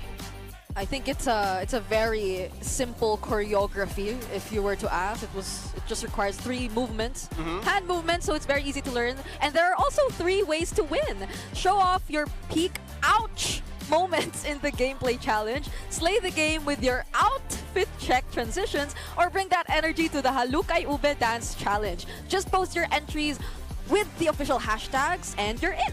Yeah, and if your vibes are on point and your edits are crisp, great, those diamonds are yours for the taking. So we're looking for effort here, folks. If you have a high school, college cousin who's looking to make a little bit of extra and they're great with editing, maybe you should tap them. So lock in your entries and show us what you got. Get out. What would you choose? I would be the ouch. I would just choose like a funny gameplay clip. I'm gonna do the dance challenge. Yeah, well, I would dance. I'd be willing to You dance. would? You should dance with us. Not happening. Never. Not happening. So, with that said, Super Fam back in form. It's not like they had anything to fix themselves. It was just more the metagame was going to a level that they need to catch up to. And can we say that they've caught up? Like, this is to their speed. Yeah. It's a good read, knowing the type of team that they're up against. The fact that you could also argue that maybe APBR handed this draft to ONIC in the silver platter, because once they saw the Harley and the glue, they were like, okay, we go fast. We go Cho, Baksha, and then suddenly you get to see with really, really perfect rotations by King Kong, by Brusco, and Friends, they just got snuffed out. Yeah, and it felt like a very reckless in a good way kind of gameplay. Considering that Kirk is in, this is what you want to see from ONIC Philippines. Before we get back into the match, let's go ahead and go courtside as we get to know a little bit more about Dewa United Philippines. Super fans, welcome back to the sidelines. This is your very own Odin together with Thea. And right now, Dewa United is taking over MPL PH Arena. And I believe we have fresh faces here today. That's right, Odin. Please join us in welcoming the Dewa United CEO, David, the very lovely Valine, and of course, ang mainit-init pa from MDL Philippines, Dewa United PH. Wow, welcome to the home of the champions, Dewa United. And I would like to talk first with Valine. Welcome back to the Philippines. Thank you. Hello all. It's actually my second time here in Philippines. I'm so happy to come back. Yes, we're so glad to see you again here. We have been with her during M5. She stayed here for quite some time. And how is it being back in MPL Philippines? I'm really happy, not just in the MPL, but in the Philippines. I really love the food. Wow. What's your favorite food here? Basically everything that has pork in it. Very good. Okay. And how is the crowd here in MPL PH Arena? Actually, it's quite similar with MPL Indonesia. They're really lively. They're really supportive. When I'm going in, they were like really crowded and very supportive. I'm really happy to be here. It reminds me of MPL Indonesia. Wow, and I believe so. They're very starstruck with their beauty. Thank you so much, Valine. And I want to talk to David, their CEO. Welcome to MPL PH. How is the crowd here in MPL PH? Very, very good. Better from Indonesia. Oh! The fans very They're very passionate, just yeah. like the Indonesian fans. David? Yeah, Indonesian also same like this. Yeah. But in here, the fans, if the match all come. Yes, of course. They're very supportive, and we are here with you with your MDL team. Yes, this is my team, MDL. I believe you're very proud of them right now because they've showed a great performance, especially yesterday. Let's introduce their MDL PH team, starting with Garasu. Introduce your IGN and your role, every player. By the way, my name is Garasu, explainer of Dewa United PH. Hi, I'm Draven, jungler ng Dewa United. Hi, I'm takbo good laner ng Dewa PH. I'm Meko, roamer ng Dewa. Hi, I'm Jax, explainer ng Dewa United PH. Hi, I'm RKY, mid laner ng Dewa United PH. And of course, guys, we want to know, coming from the TLPH and now here at the MPL, how is the experience so far? Kamusta yung atmosphere, Karazu? Kamusta yung atmosphere? Have you enjoyed yourself here? Yun nga. Bale, parang ganun pa rin. Parang medyo may kaba. Kaya talaga pag may crowd. Parang nakaka-inspire lalo maglaro na makapunta sa MPL. Kasi, yun nga, ganito. Sobrang saya. Lalo na pag marami mong sasuporta sa'yo. Siyempre, parang kaba at excitement ang nararamdaman nyo. Baka one day nandito na rin kayo, di ba? Pero kasi kahapon, nakita rin natin ang magandang performance nyo dahil natalo nyo rin ang defending champions. Ano pa ba i-expect namin sa Dewa MDL? Expect nyo na lang, marami pa kami lalabas sa mga susunod. So, abangan nyo na lang kami at supportahan. Aabangan namin kayo. At sino nga ba ang inaabangan nyo rin na makalaban? Yes, sino yan? Feel ko meron kayong binubulong kanina eh. Siguro Aurora. Aurora! Okay, aabangan natin ang match na yan. And you know, for Dewa, galing sila sa qualifiers to regular season, tapos ngayon nasa play-ins na kayo. Kamusta yung journey na yon? Masaya ba yung naging experience? Meron bang pressure? Okay lang naman po. Okay lang, hindi sila mukhang pressured. And again, thank you so much, Dewa United PH. Maraming salamat for being with us today. Of course, their MDL team, David, their CEO, and Valin, their brand ambassador. Let's throw it back to the casters. The future of MLBB. That is Dewa United PH, a team out of the MDL, who, correct me if I'm wrong, recently just served up the defending champion's first loss in quite a while. Yeah. Yep. Twisted Minds, Rough World, did not see that coming. Yeah, I believe the casters yesterday, because I got the chance to just scroll through or scroll past the live stream, were all mind blown because of what happened. And it's looking really bright for them. Hopefully we get to see them soon, because what are we looking at right now even? We're looking at James Panks, we're looking at some MDL graduates. Some of our teams here too are filled with MDL graduates, and there's such a bright future ahead for all these players. Renmar, have you met Valin? No, I don't think I've had. I've met a lot of Indonesian figures, but I don't think I've ever met her yet in person. Really? We can fix that. Okay. Yep. I always love meeting new people. Yeah. Ladies and gentlemen, jumping back into the game here. Game number 2, it's APBR's turn. Why you laugh? They're going the blue side, and they choose Flying Clouds. Let's go fast. Okay. I like it. Speed. This allows your EXP laners to... well, actually, yeah. If an EXP laner or anyone else falls, you can quickly respond. So I think that's where the mindset right now of APBR is, that they've accepted that I think ONIC are going to go fast. Yeah. Blood will be shed. Yeah, blood will be shed. Let's trade it out. Let's be aggressive as well. I'm thinking, what else can Nova pick up? I don't think the glue's gonna fit him and work anymore, especially with this one. So again, I'll double down one point you brought in before we jumped into that Dewa United interview. Kalia. They shouldn't have banned Kalia, sir. Yeah. If anything, they should have threatened it so that just in case King Kong wasn't feeling the play Baxia, they could also kind of soft counter all the assassins, because Kalia eats assassins alive. Yeah. And if ever ONIC did decide to, let's say hypothetically, they first pick the Kalea if it was open for them, then what? You get the Juicin, fam. The Juicin wouldn't have been banned out. I think APBR just ended up playing into a losing trade, considering that they banned out the Kalea instead of opening it up. You also have to consider, I think, considering that you're going up against Super Friends, maybe giving him the Juicin might not be the best play here. Yeah, because I think there are quite a lot of requirements or conditions that have to be met so you get to see the glue actually win. They made it work once though, but there were other options available similar to the Hildas, which are less demanding, I'd say, in terms of the execution, and could just really fight head-to-head against what ONIC wanted to happen in the mid lane earlier on. So let's see if they actually get an opportunity to What were we saying? Yeah, look at this. Even ONIC are looking at AP Brand and saying, oh, we don't want to give Nova Kalea. Exactly. Well, AP Brand earlier was like, yeah, we don't want to give Nova Kalea. Wait, what? What? Why? Okay. I mean, no point crying over spilled milk, but that is where we're at right now. Okay. So they take out the Eve. I think Juicin might be good for AP Brand. If it's open. Also, Marcel is still out there. And the Suyo. Yeah, and the Marcel. But if ever it does get open, would AP Brand consider it in first? No, I don't think so. I think ONIC did already show off that they can't play the tank fighters that go fast. They can just double down on the Baksha yet again. Still gonna ban it though. But they still ban it. Which I think is still an advantage for ONIC. Yeah. Because sure, King Kong is the greatest Suyo in history. But that's, like, I don't want to say it, man. I don't want to say the C word.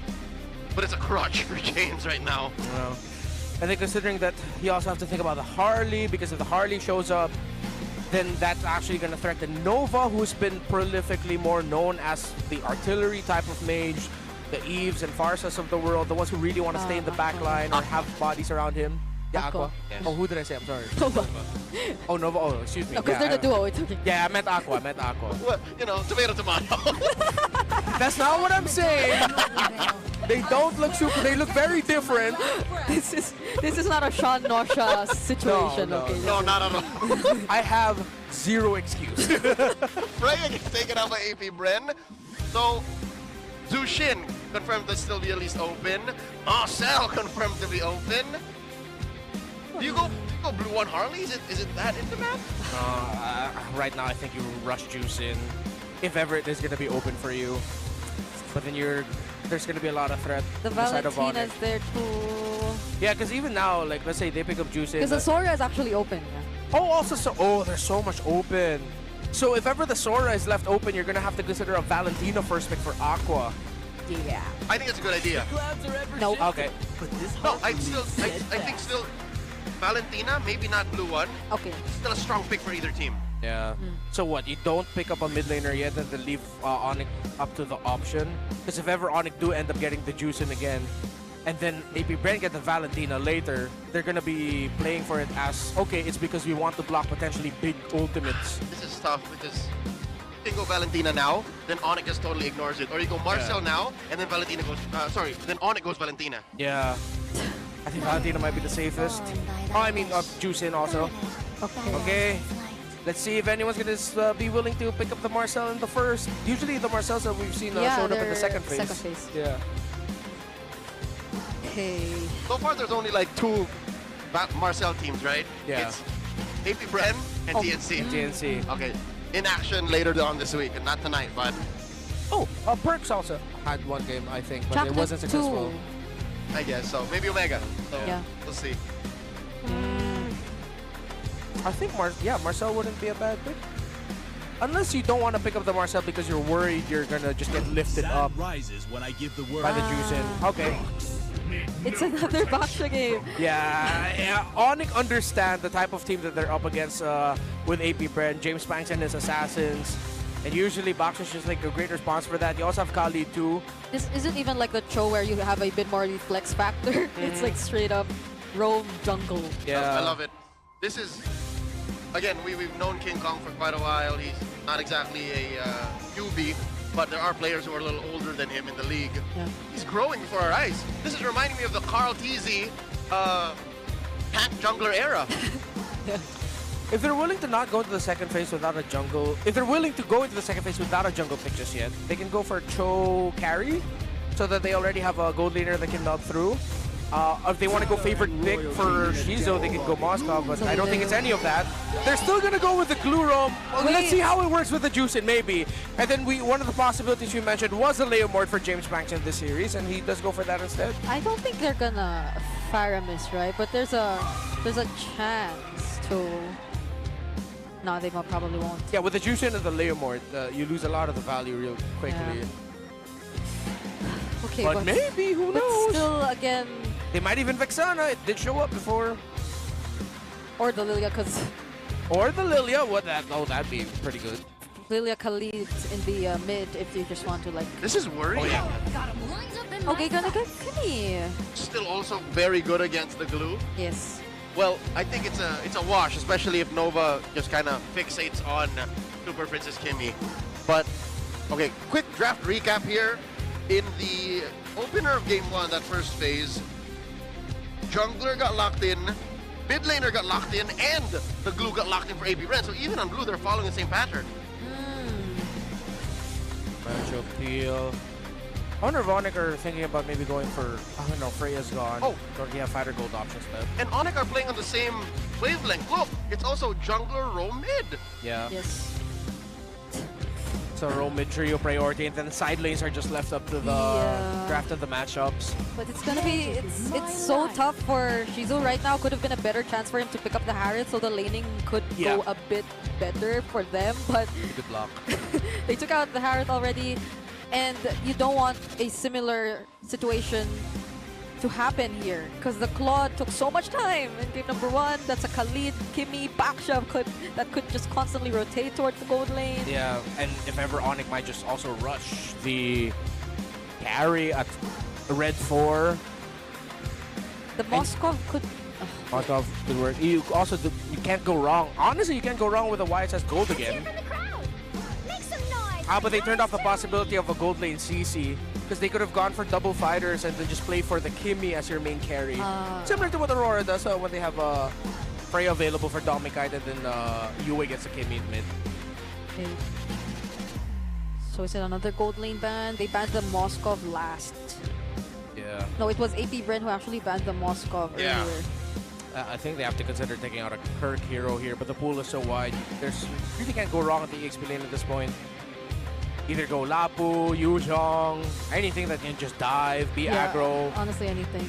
Even if Phoveus will be annoying for AP Bren. Because now you have the Boxer, you have the Phoveus on you. Wait. Khalid would have bursted you down.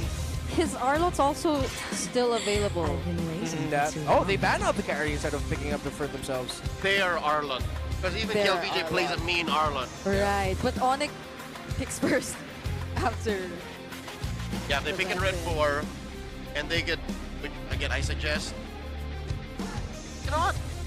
No, I'm not that afraid for Savero. That's how, right? That's how, I don't want to say easy, but that's how breezy this draft has been for ONIC. And they're not in any threat to they can do whatever they want in red 4-5. Yeah. I mean, we also have to consider that maybe Nova and Aqua gets to play the mid lane a little bit better now that they have a Juicin with them. Wow. Okay. That's a really good ban. That would have messed up AP Bren big time. Also showing, though, that might mean Shizu might not be going for a diving gold. He's going to be picking up a gold laner that has some range. Stay in the back just a little bit more. Okay. Why is everyone moving chairs at the same time? I was supposed to ask. What's going on? Hey. Oh, look at the Super Fam.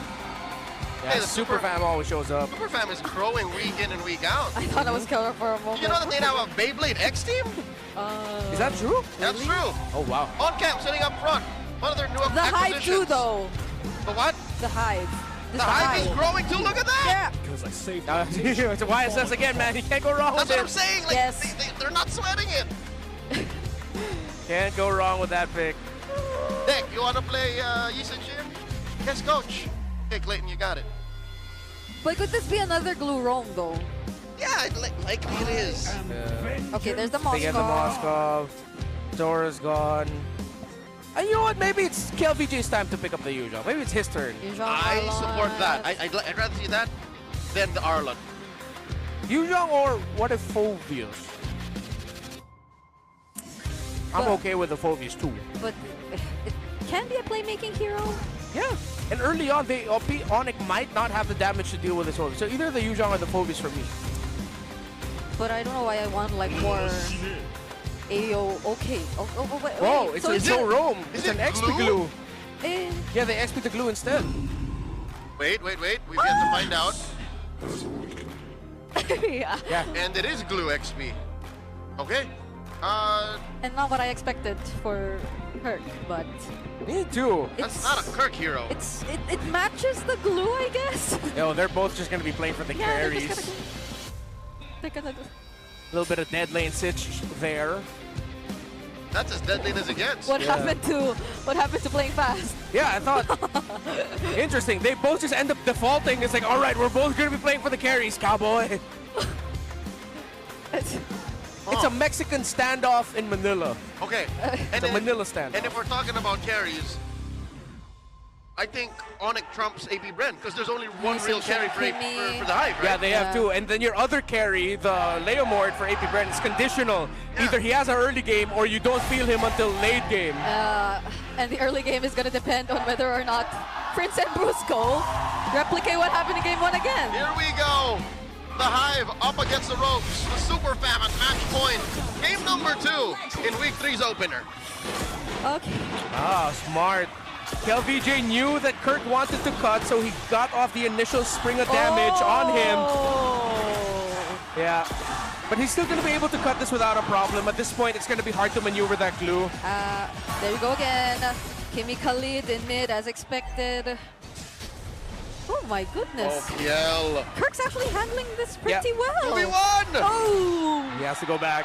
So close. Yeah, Okay. I think Hans is also very familiar with his trade. Yeah, the glue guy. Oh wait, Nova. Oh, that's where you want it to be! In the first minute of the game. Oh, Nova, not like that, sir, not like that. Okay, Cho into the... Okay, he has the crowd control, he has the mobility, but the damage output from ONIC now is kind of more painful. That's the Khalid. And the Kimi. And the Kimi together. And I think ONIC burned through the mana of Aqua.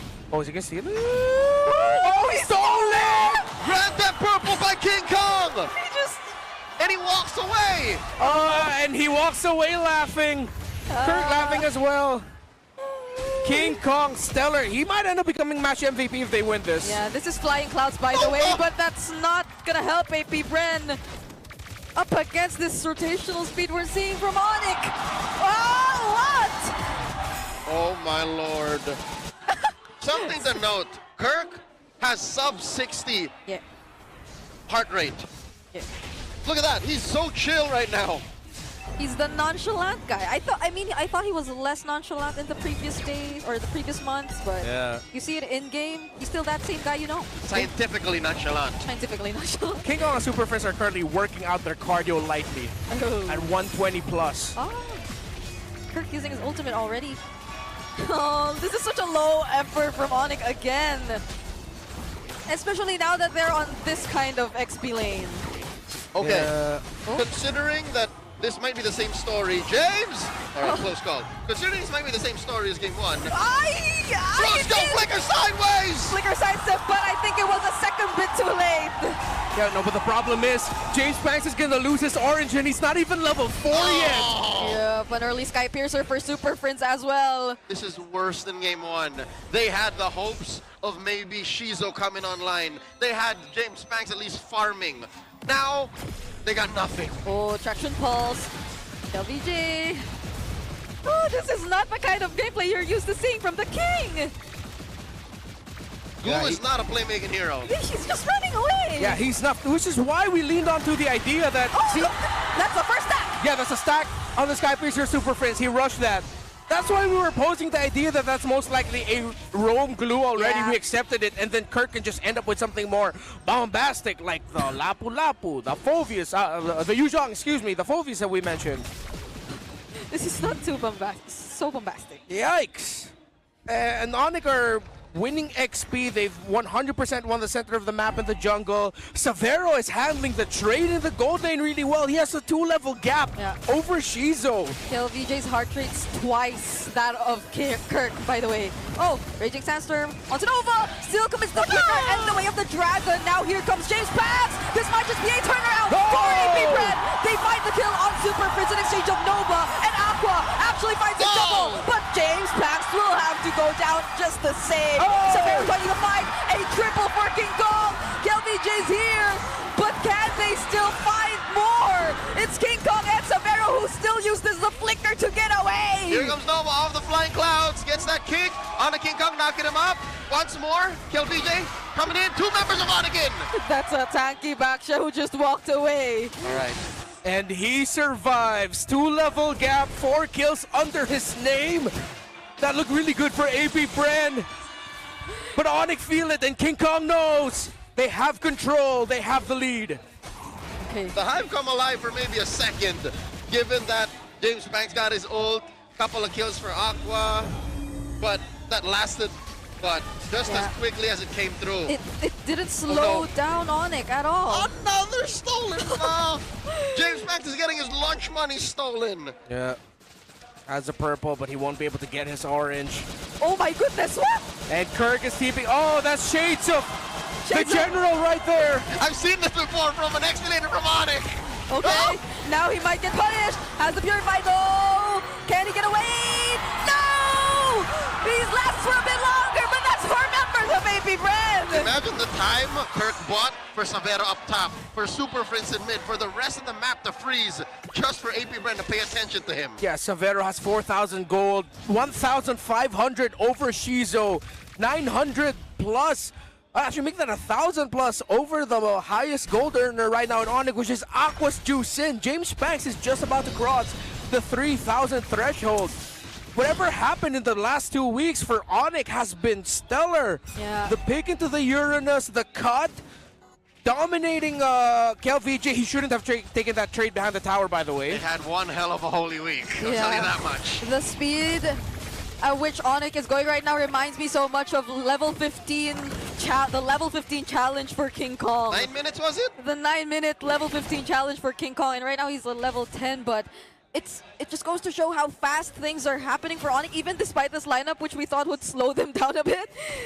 It's still the same, even with the Uranus in the EXP lane. Yeah, again, we have to amount it to how Nova ended up getting misplayed early on. That early death should not have happened. Another stolen buff. Because of that, they can't protect their own jungle because Nova has to protect James Banks in the purple wherever he is to try and get farm. And he's going to be 3 levels behind. But he's not that far off of the threshold. He's going to be hitting level 9, so I think it's still going to be a 2-level gap. 6,000 approaching. ONIC keeping up the pressure. Savero holding on to this turtle. That's a purple take for King Kong, who builds his pauldron. That's it. Even if, let's say, Shizo gets there, he'll even struggle to take down King Kong. King Kong always goes in first. Oh no. Seems like the early glue pick is the curse of AP Bren this series. Yeah. They thought they could make magic with it, but apparently not. The Baksha is more than enough to deal with it, the speed that it has. How Brusco and Super Friends has played the trade against Aqua and Nova throughout the series, completely diffing them in mid. It's a flex, but it doesn't provide the same level of, I don't know, flexibility that the other flex picks. I think we're reminded why glue works best if it's picked as one of the last picks. Exactly, it happened again. This glue was picked blue 2 and 3. This is a learning to walk away from, definitely. Okay. There goes my diamonds. I predicted AP Red have solved their hero pool issues in the week off, but yeah, it looks like there's another thing that they have to figure out. ONIC now approaching the 7K gold lead mark at 8 minutes. This is definitely a worse situation they were in game 1. AP Bren, at least there's some space for Shizo. He will be able to farm up top. Yeah, that's all he can afford to do as they lose more of their outer turrets. Whoa! Yeah. Savero has that massive lead over Shizo. He's on his way to his 3rd main item after the endless battle and the Hunter's Strike. Shizo still trying to catch up, doesn't have the Trinity just yet. In terms of the utility items that AP Bren has, they don't even have like Dom Isis on board. They do have the Glowing Wand for Aqua, but they need a little bit more damage now to come out of that Juicin. Nova had to build the Radiant Armor first. There are a lot of constant magic damage sources he has to deal with through the Kimi, even the Basha with the Tortoise's Puissance. But then at this point, you're also lacking anti-physical damage. You're gonna need to build up anti-Karasus really quickly at this point because Savero's at that damage threshold, 7,000 plus gold, already built up the Malefic Roar. Yeah, at least they're holding on to their tier 1 in mid. At least they still have that. But that's about it, because ONIC, I doubt they think twice about even blitzing the Sword because with a 7K gold lead. There is no contest. AP Bren have to get the most out of the time that they know ONIC is taking the Lord. So that's farm up top, farm in mid, They're managing the waves. They'll allow it to crash through. The mid is their margin. The mid is their border. Look at this. Kirk in the back line. Front line. Nova's fighting. Yep, the grab. Oh, but Severo has a flicker and he just brought him deep in enemy territory now. AP are split up. And KLVJ has nowhere to run. Yeah, that was desperate. I think LVJ didn't realize that AP Brent can't back him up there. Great flicker out by Severo. Total outplay. ONIC are on the way to sweeping this. This is a much better setup. Oh, look at that two-man set coming from Brusco. It's James Spence who actually gets taken out first. Nova falling next. Aqua and Shizo left alone. What can you do? All your frontliners are gone. Usually not a move I would suggest, but flickering and ulting underneath the tier 1 when you're up 9,000, 8,000 is a good thing. Look at this. ONIC crashing forward. Aqua still wanted to fight that even despite the presence of the Lord. I mean, the death timers are relatively low, but... Yeah, I don't think they're realizing just how chunky and unstoppable this backshow of King Kong is at this point. He's thick with 6 Cs. Yep. It's Chastised Pauldron, Cursed Helmet, Radiant Armor. The Super Fam are back and in a different shade of it. Yeah. Fast, dominating, but more calculated and deadly. You know what? The last time we saw them in this form was when they won in Season 14. Where they almost went undefeated. Remember that? Yeah. We don't talk about Golden Mash anymore, but do you remember that? They used to play fast as well. They used to end games sub 12. Yeah. Call it a lightning round. They're on their way. Oh, that's a kick. Oh, but that's a beautiful set coming in from Nova. Wow. Severo once again. What a pick and what a kick. How'd they find Clayton? I don't...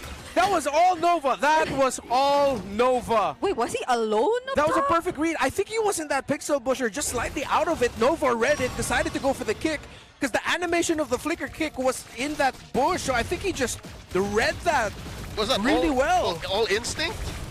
Looks like it. I'm going to have to go back. It happened so fast. It happened thrice this series.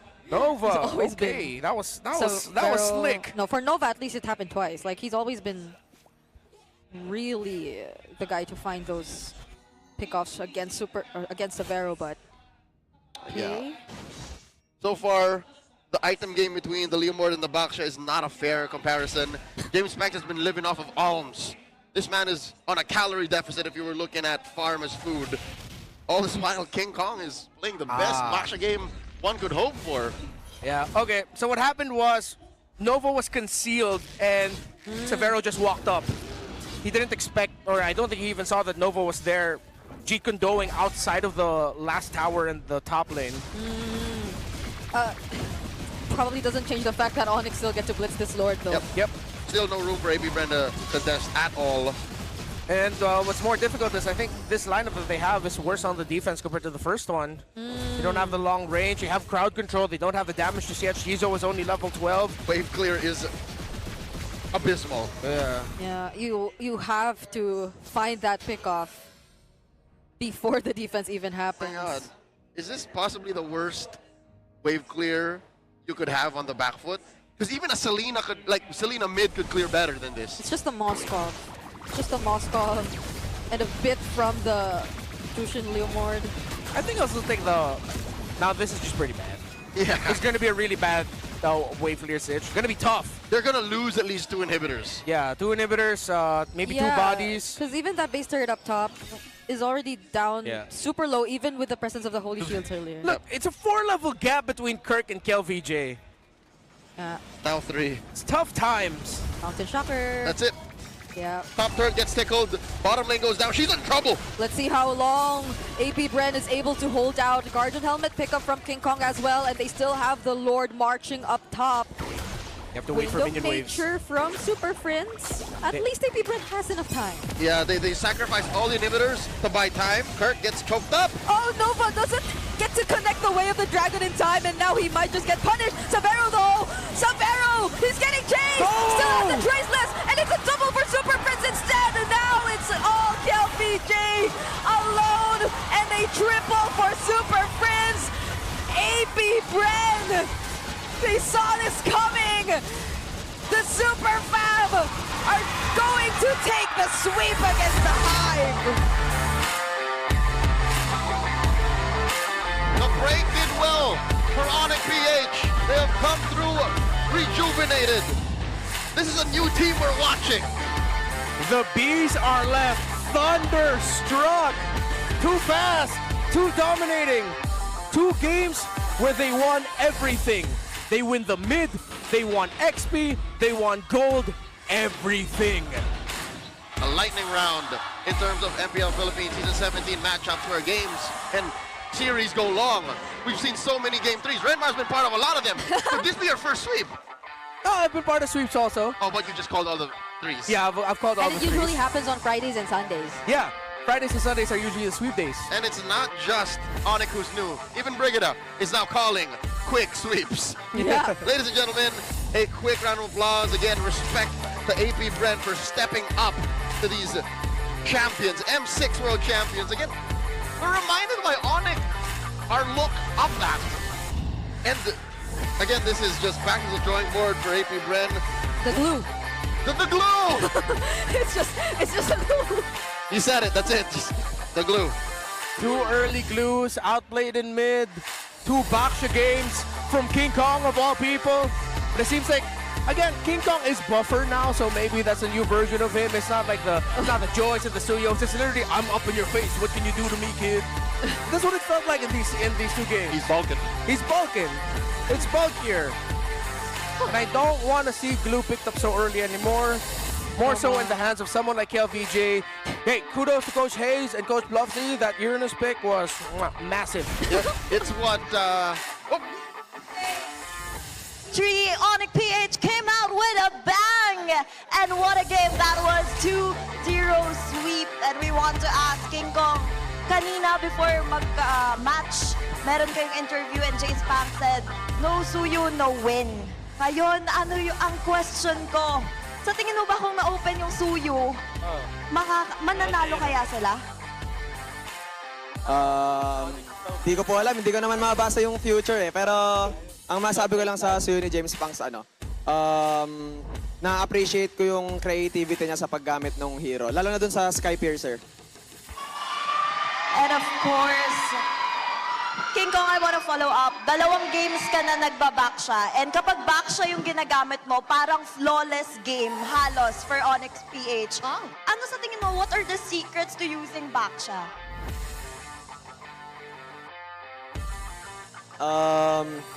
Siguro yung paggamit ng first skill wisely. First skill wisely. So, Ay, lahat sabi na pala po ni Kirk, nag-RG. yung secret daw po sa pagbabaksya, dapat magaling ka magpaikot, sabi po ni Kirk. Ay, si Kirk parang may sinasabi, Kirk. Sabi mo daw, dapat magaling magpaikot. Hindi pa ako nagbabox eh. Siya po yung magaling magpaikot. Ikaw daw pala. Ikaw pa rin daw pala yun. Nasa kamay mo pa rin, King Kong. Pero Kirk, gusto kitang tanungin, kasi yung Game 2 specifically, sobrang parang na-suffocate yung map. Kasi sobrang kayo lang yung may hawak, may control ng map. Ano ba yung ginawa nyo before going into this match? Kasi parang nagkaroon kayo ng reset after nung mga nangyari ng weeks prior.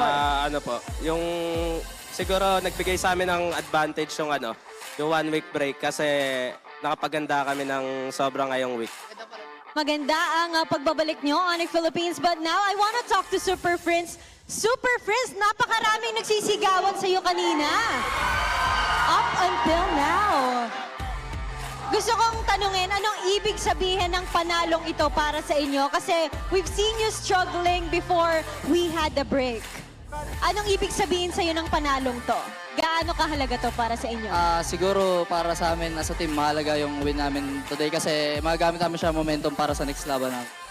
At tingin mo ba, mas malakas na kayo sa susunod pang match? Kasi everyday nag-improve naman kami. Wow! Parang yung smile sets it all para sa kanya. Triple kill nga before pa matapos ang ating match na yon. And with that, who do you think is the match MVP?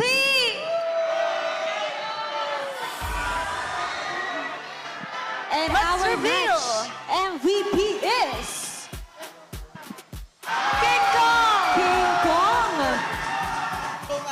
After that performance, King Kong, as match MVP, ano ang iyong mensahe sa iyong mga fans and supporters?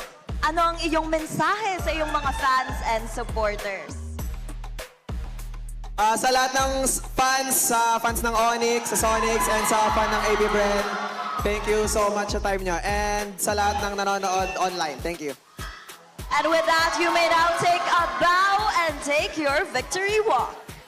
Once again, give it up for ONIC Philippines!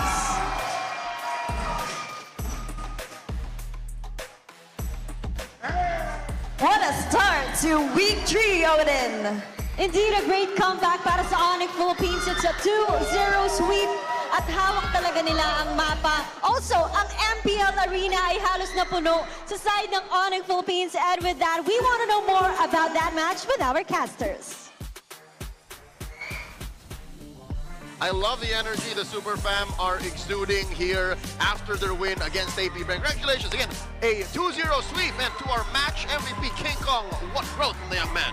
Yep, the tips, according to him, I could not translate in English, but I think the safer answer is just to be wary of how you use your skill 1. Yeah, time your rotations really well.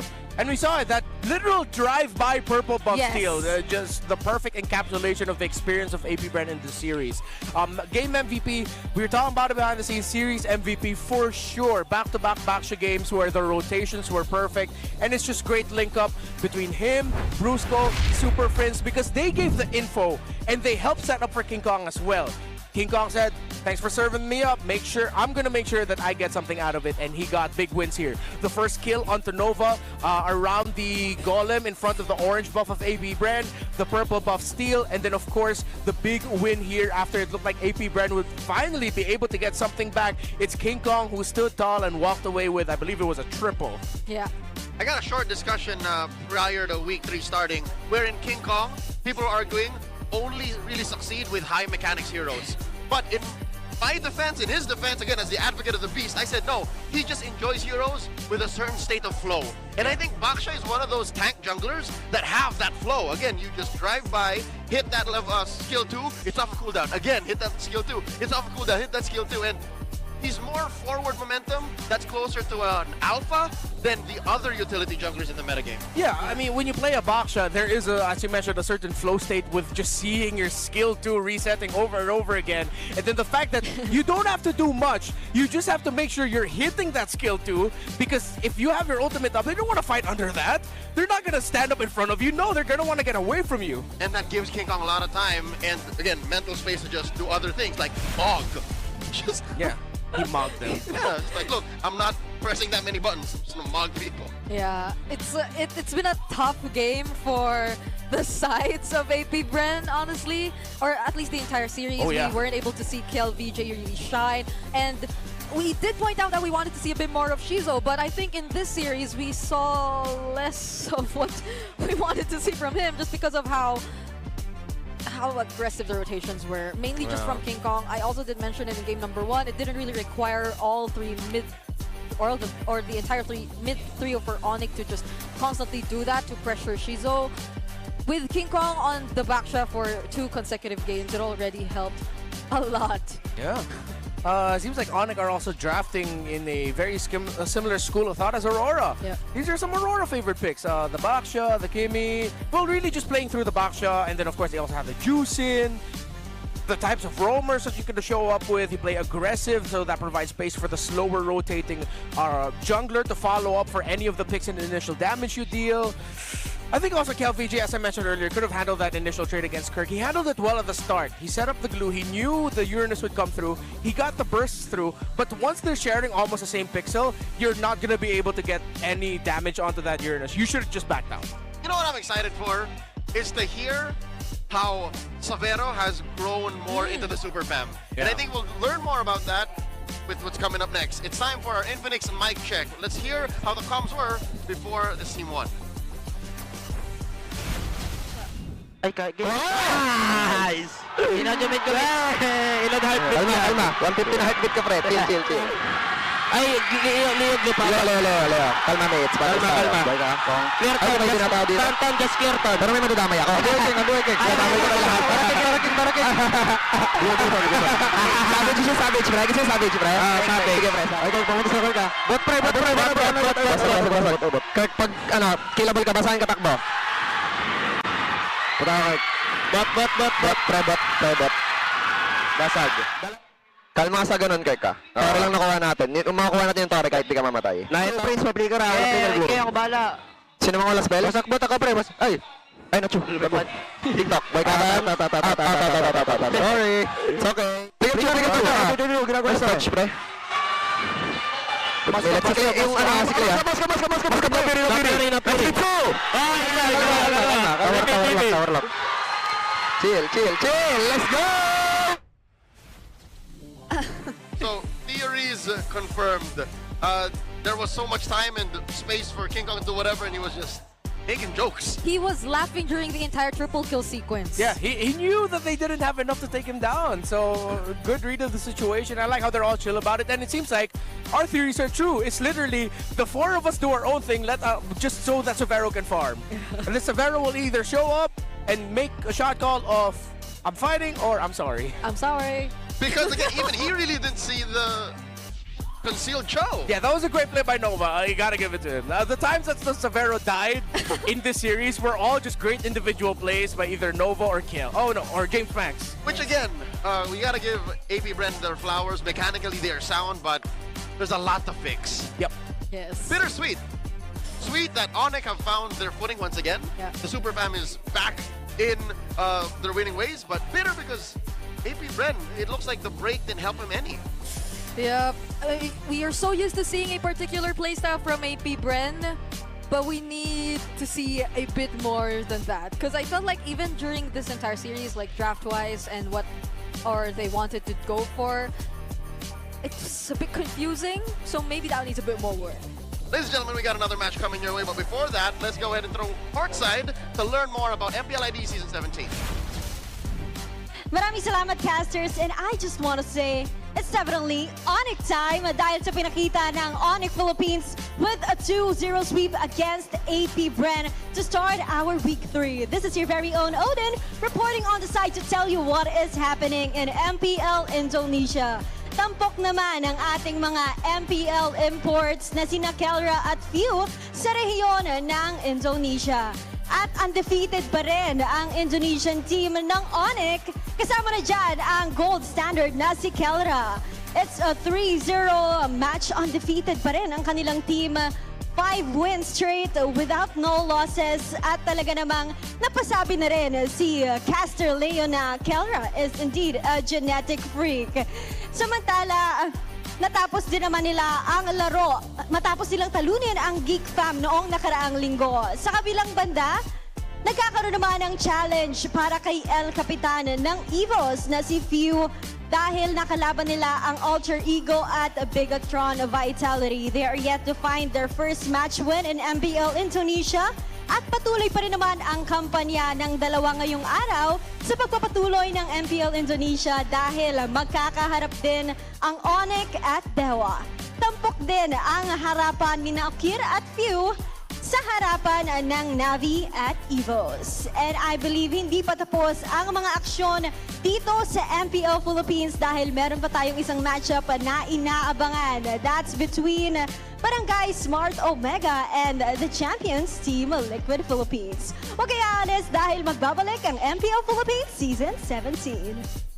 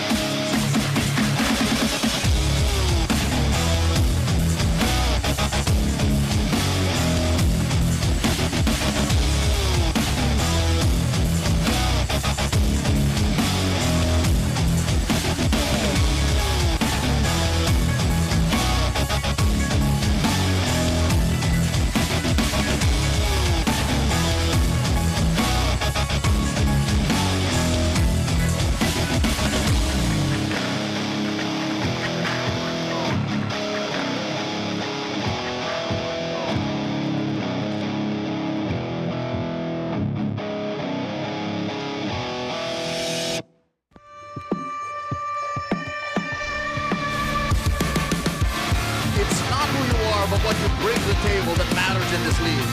Anyone can step up against titans, icons, gods among men, making every match a must-watch. No matter where you come from or where you stand, anything can happen. Broadcasting live from the Victoria Sports Tower, this is MPL Philippines Season 17. At maligayang pagbabalik towards another momentous occasion para sa ating lahat dahil pagkakataon na naman ito para masaksihan ang pinakamalalakas na manlalaro ng MLBB sa buong mundo right here at the Filipino broadcast. Of course, my name is Hans Galeria, joined by Athena and Joshy Cakes, and that's the English desk. That's right, we'll be bringing you the action. This is Brigida, that's Renmar Santa Cruz, and my name is Leo. And to start, para makapag-prepare tayo sa susunod na laban, again, it's going to be Liquid and Omega. Makasama nyo ang buong desk.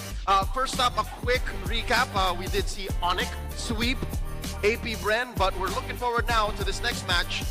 Are we going to see more of a stampede from Liquid, or will finally Omega find some footing in stability? Yep, because even through their first few matches, it's been a near-perfect run for Liquid. And we say near-perfect because they do drop a couple games, even despite the wins. But that doesn't mean that this isn't the Titans you're looking at. This is still Team Liquid. Yeah, it's still Titans with a little bit of a different flavor to them, but it's still pretty much the same Liquid that we know. It's difficult to look for now stability in Omega now that they're going to be going up against a team like Liquid. This is the most difficult test for any team looking for stability. A team that looks to stampede. Yeah, most especially pagdating ng mga nakaraang break na nakita natin, we saw glimpses of brilliance mula dito sa ONIC Philippines. And for Team Liquid, that has already developed what seemed to be a really good standing for them over the first 2 weeks. Di natin alam, baka mas lalo pa sila mag-improve ngayon. Sa kanila naman katapat, let's see kung magkakaroon ba ng huge improvement. Stability-wise, kailangan na strong. Knowing that they won their last game or last match against TNC, ngayon ay ultimate test of how stable they are. Dahil after nilang manalo, nagkaroon ng break, tapos yung kalaban nila, Team Liquid Philippines, top 1 ng standings. Let me raise the stakes. What if malason ng Omega yung Liquid ngayon? Again, you mentioned top dog right now, apex of the food chain. Hindi ba ito yung best way for Omega to find their footing? Kasi parang natalo nila yung top, eh. Di ba parang balik sila sa lason form? You know what I think it is? I feel like this is a match na feeling ko marami silang matututunan, but the best part of it is that pwede nilang makuha yung natutunan nila and applying it right away. This is a good opportunity for them to shock the back-to-back champions, and if they do, you know, confidence is off the roof. Speaking of natutunan, yung bagong salta sa Barangay Omega, their roamer Perks was a former member of Team Liquid Philippines, so he may be bringing some lessons over to this matchup that could help the Barangay, again, do the almost impossible to beat Liquid. Diba? Ano sa tingin nyo yung pwedeng ma-share kaya ni Perks? Well, nakita naman natin yung experience and as well as yung capability niya na ma-inflict nga yung lessons na natutunan niya from Team Liquid papunta sa Barangay. Baka siya yung laso na inaantay for that stability. Or pwede nang sabihin, kilala niya na yung Team Liquid. You know what? Kilalanin natin si Perks. I think we are going to have him on a quick courtside interview. Let's go ahead and listen to Perks. MPL PH right here at the Barangay Smart Omega booth. Ngayon ay kasama natin si Perks Ziva.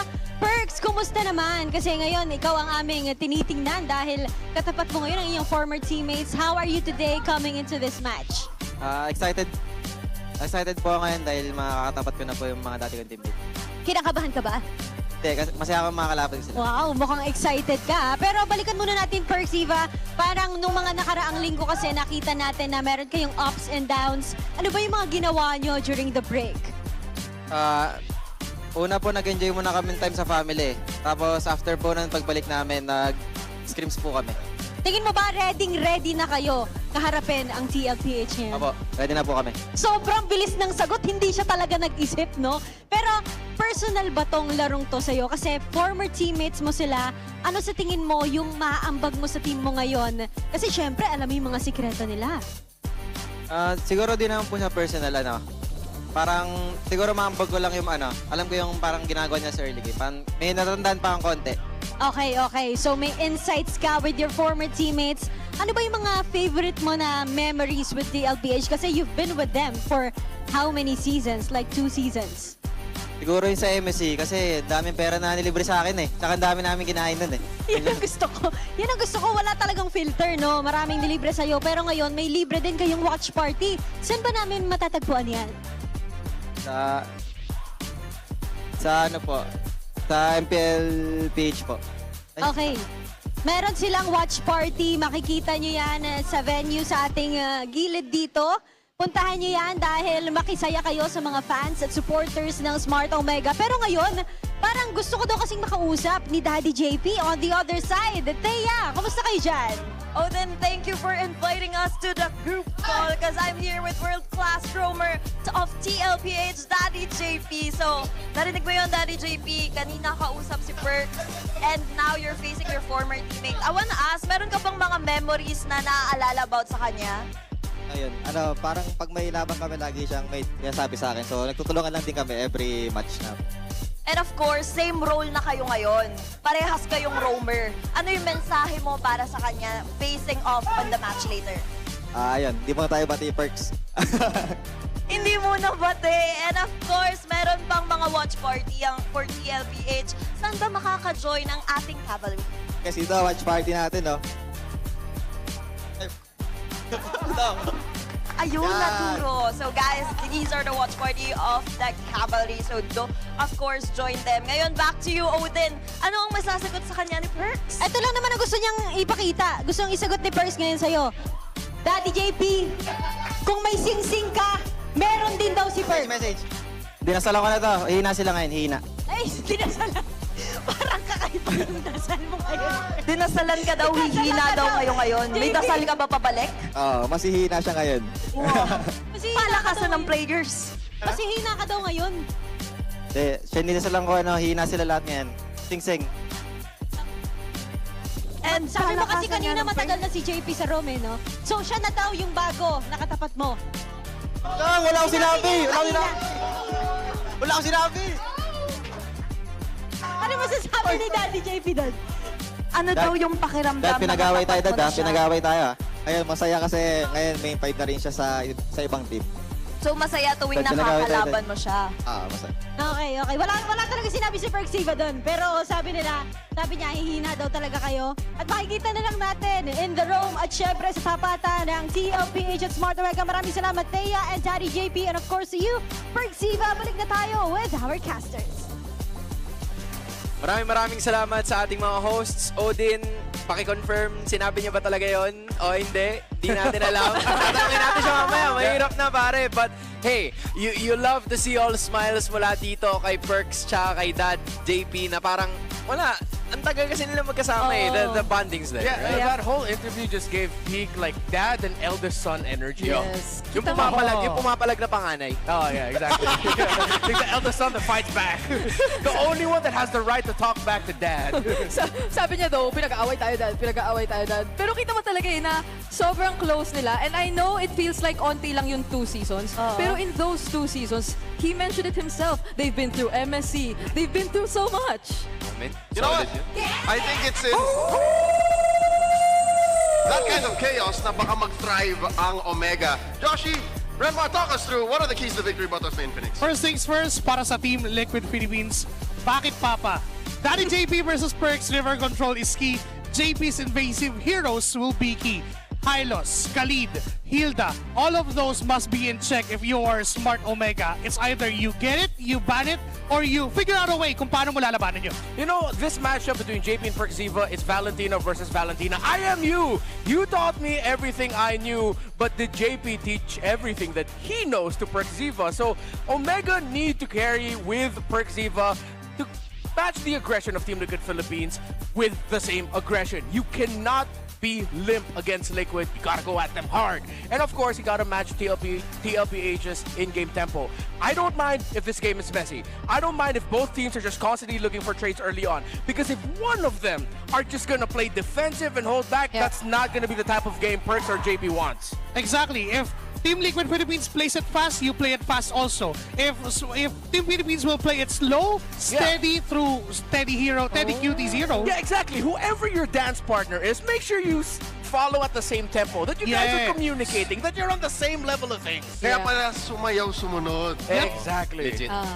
Kasi Tama naman. we do look for stability sa Smart Omega, but that's in terms of their runs, their overall performance. But it seems na when it comes to matches like this or going up against opponents like this, I guess a little bit of chaos won't hurt and might actually help them. Yun naman kailangan talaga na mag-lead ka ng pack, whoever, pwedeng barangay or pwede yung cavalry. You know, it feels like kung sino ang maunang maging mabait dito, yun ang talo. Yeah, Pakiramdam ko. Kasi again, like, you have to be aggressive. That goes without saying. Pero in layman's term, kailangan manakaw mo lahat ng manakaw. Makuha, maretry mo ang lahat ng posibleng maretry. Wait, we saw that in ONIC PH in the first series. Isn't that exactly what Net said? Having grown up in the hood, dapat daw malakas yung loob mo. Yeah. Dapat ready ka. Mabait ka sa tomboy, pero in-game, dapat palaban. Dapat bad boy. Oo. Yeah.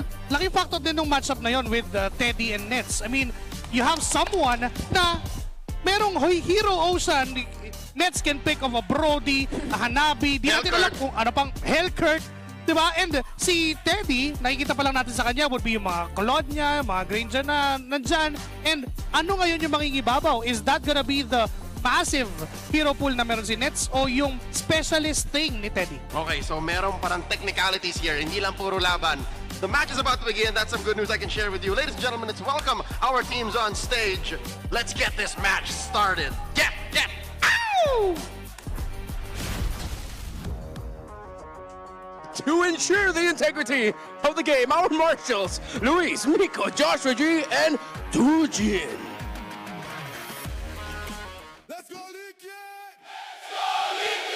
All everybody make some noise, y'all know who it is!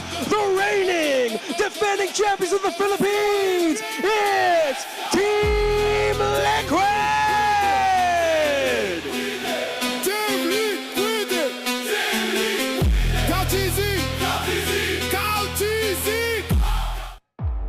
And seeking stability to topple the Titans at the top, Barangay Magingay para sa Smart Omega!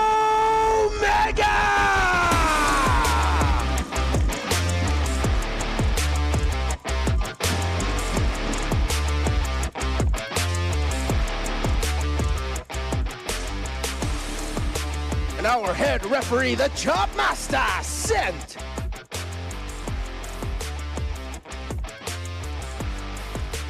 And the head coaches for our two teams. Please welcome to the stage Coach Snap and Coach Lembon. Super fans, ito na ang uling laban ng first day ng Week 3, Magingay!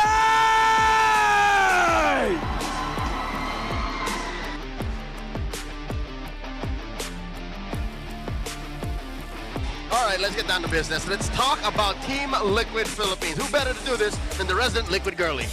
Yep, Liquid. I was supposed to say Liquid girlie. Team Liquid Philippines, who still as consistent as ever.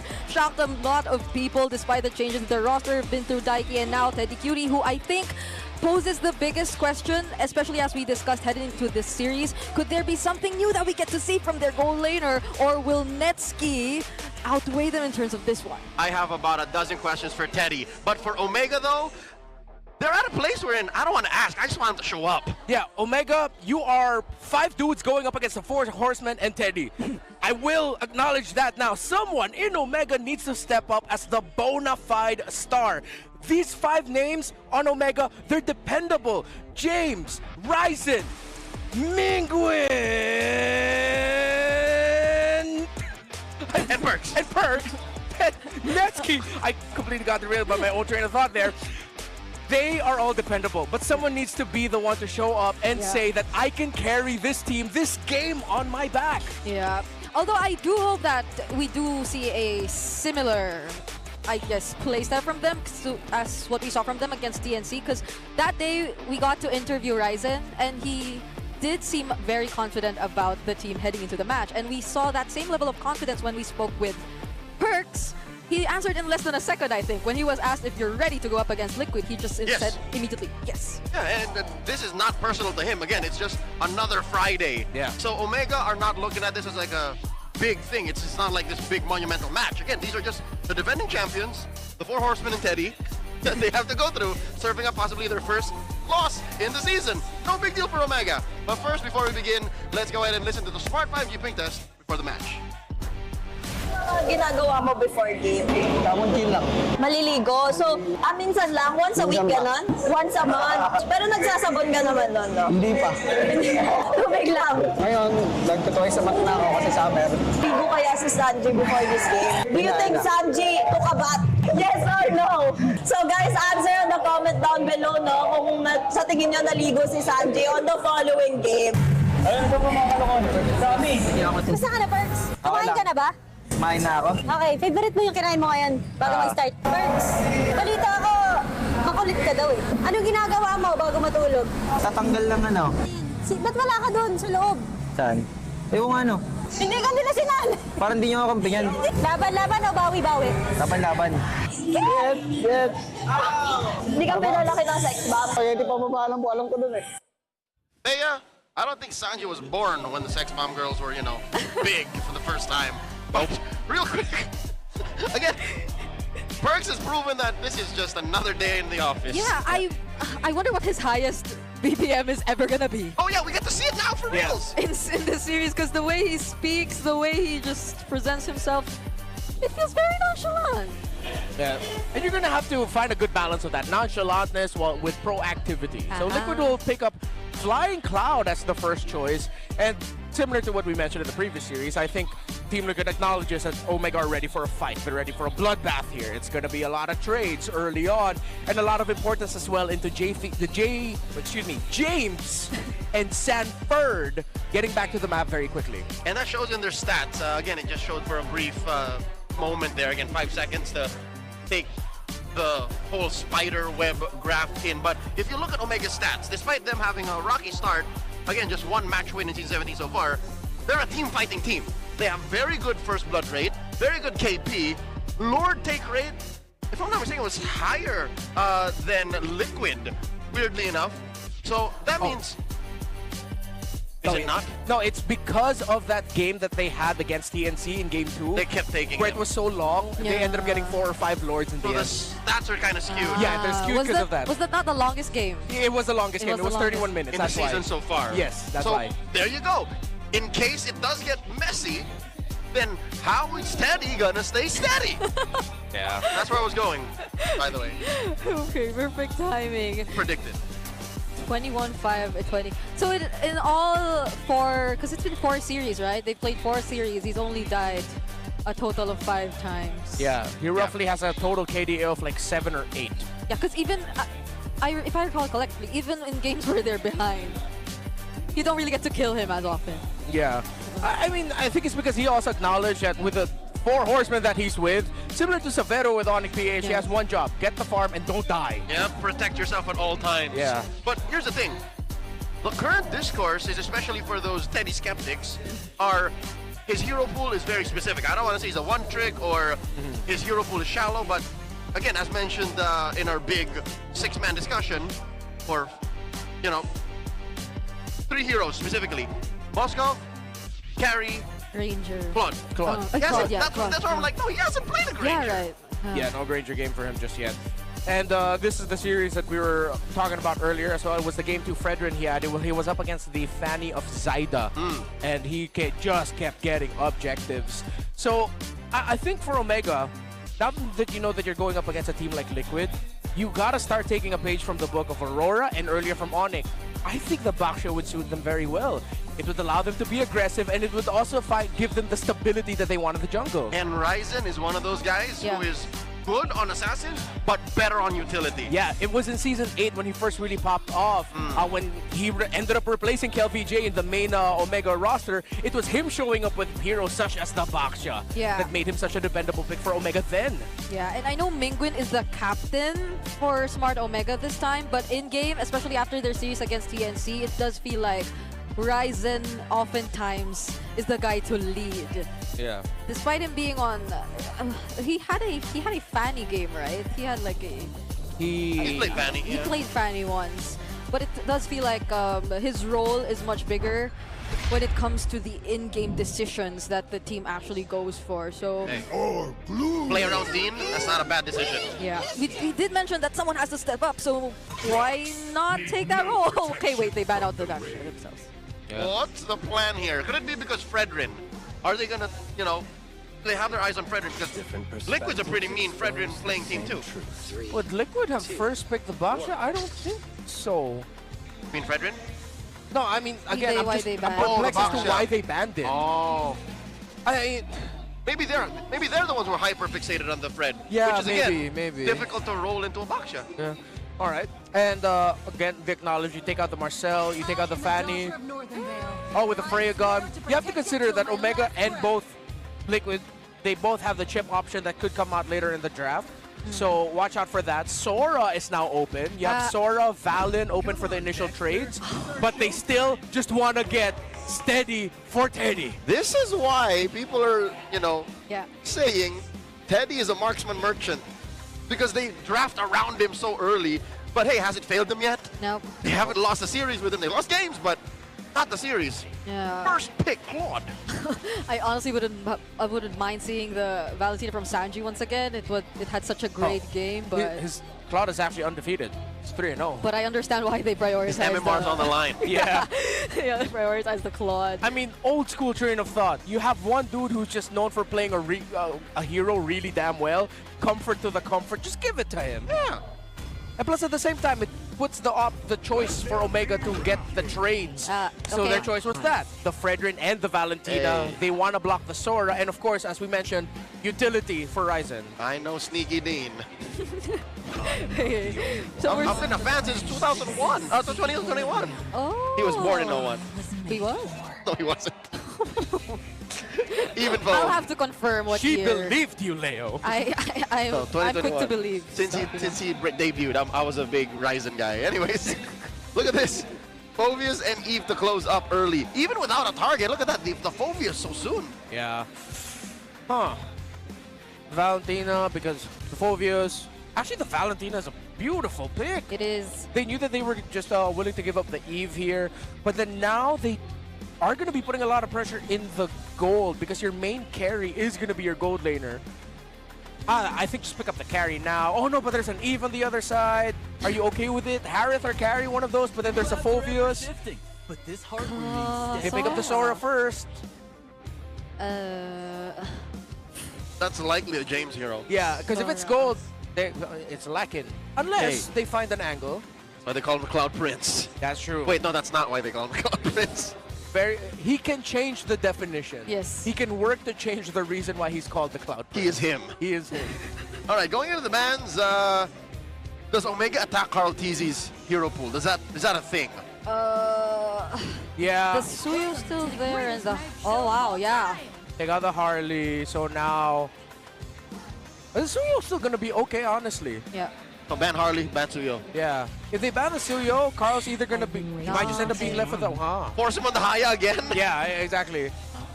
I'm not sure if I want talk about that. Liquid fans don't talk about that. Which again, if this is how the draft was gonna go, then Baksha would have been perfect. But okay, I'm gonna stop it with the Baksha fixation. Yeah, and we don't know what the perk Siva hero is gonna be. Just that's a bit scary because he knows who he's up against. Yeah. I don't want to see perks on a Cho.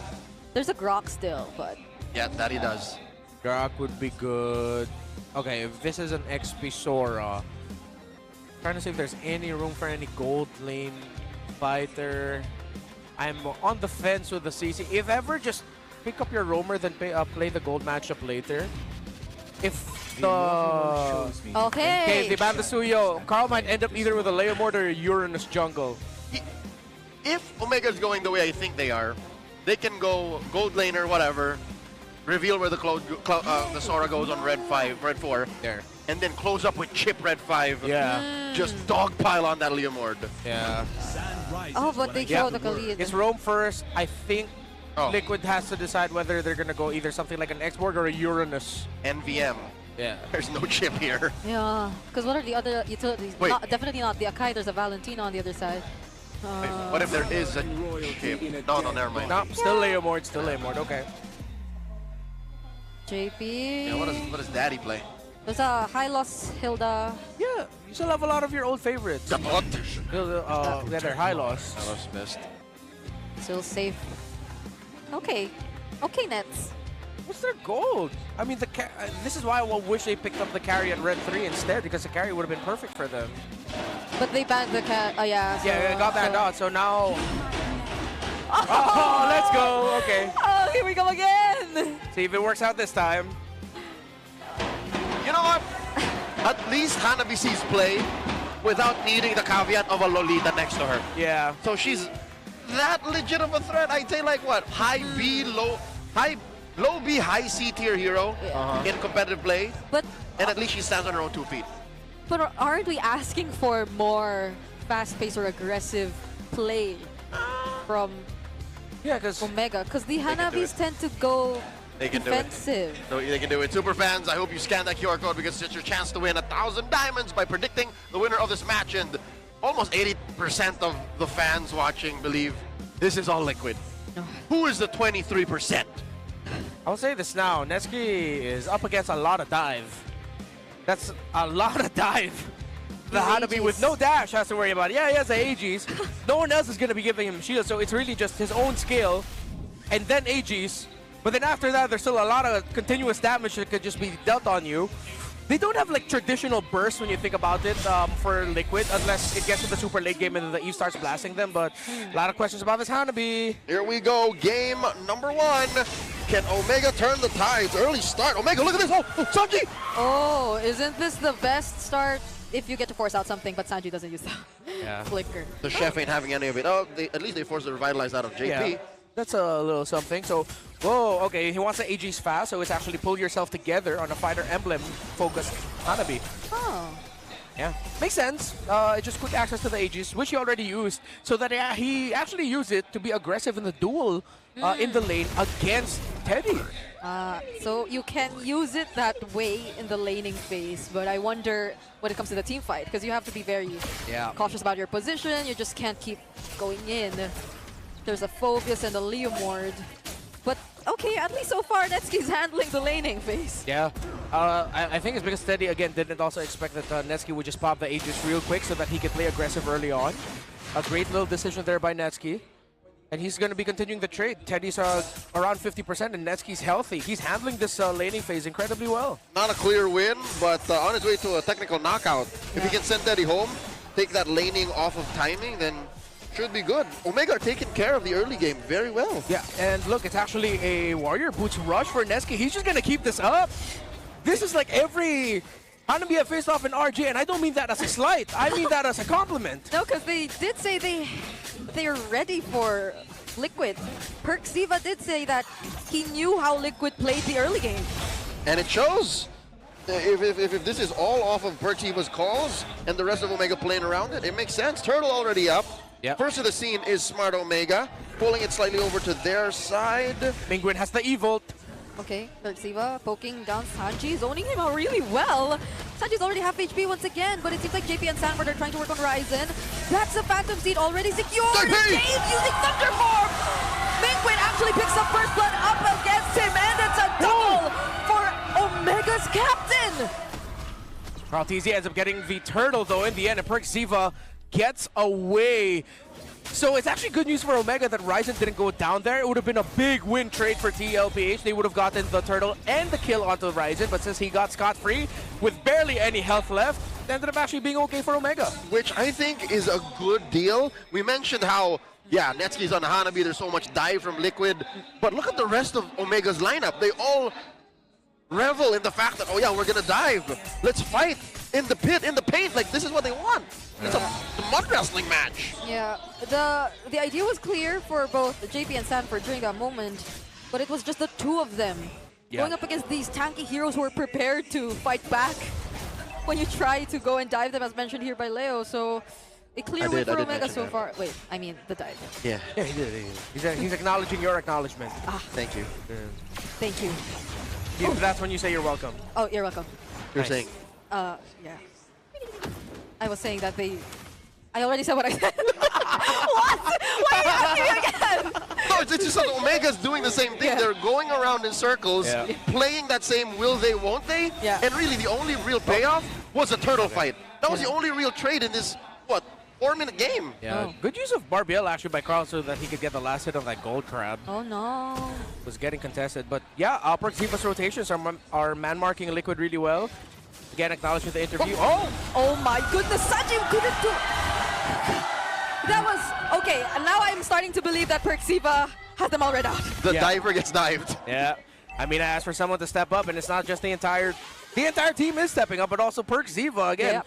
He did say he has that bit of stock knowledge still there about how Liquid like to play the early game, and it shows. This is what you want, Redmar.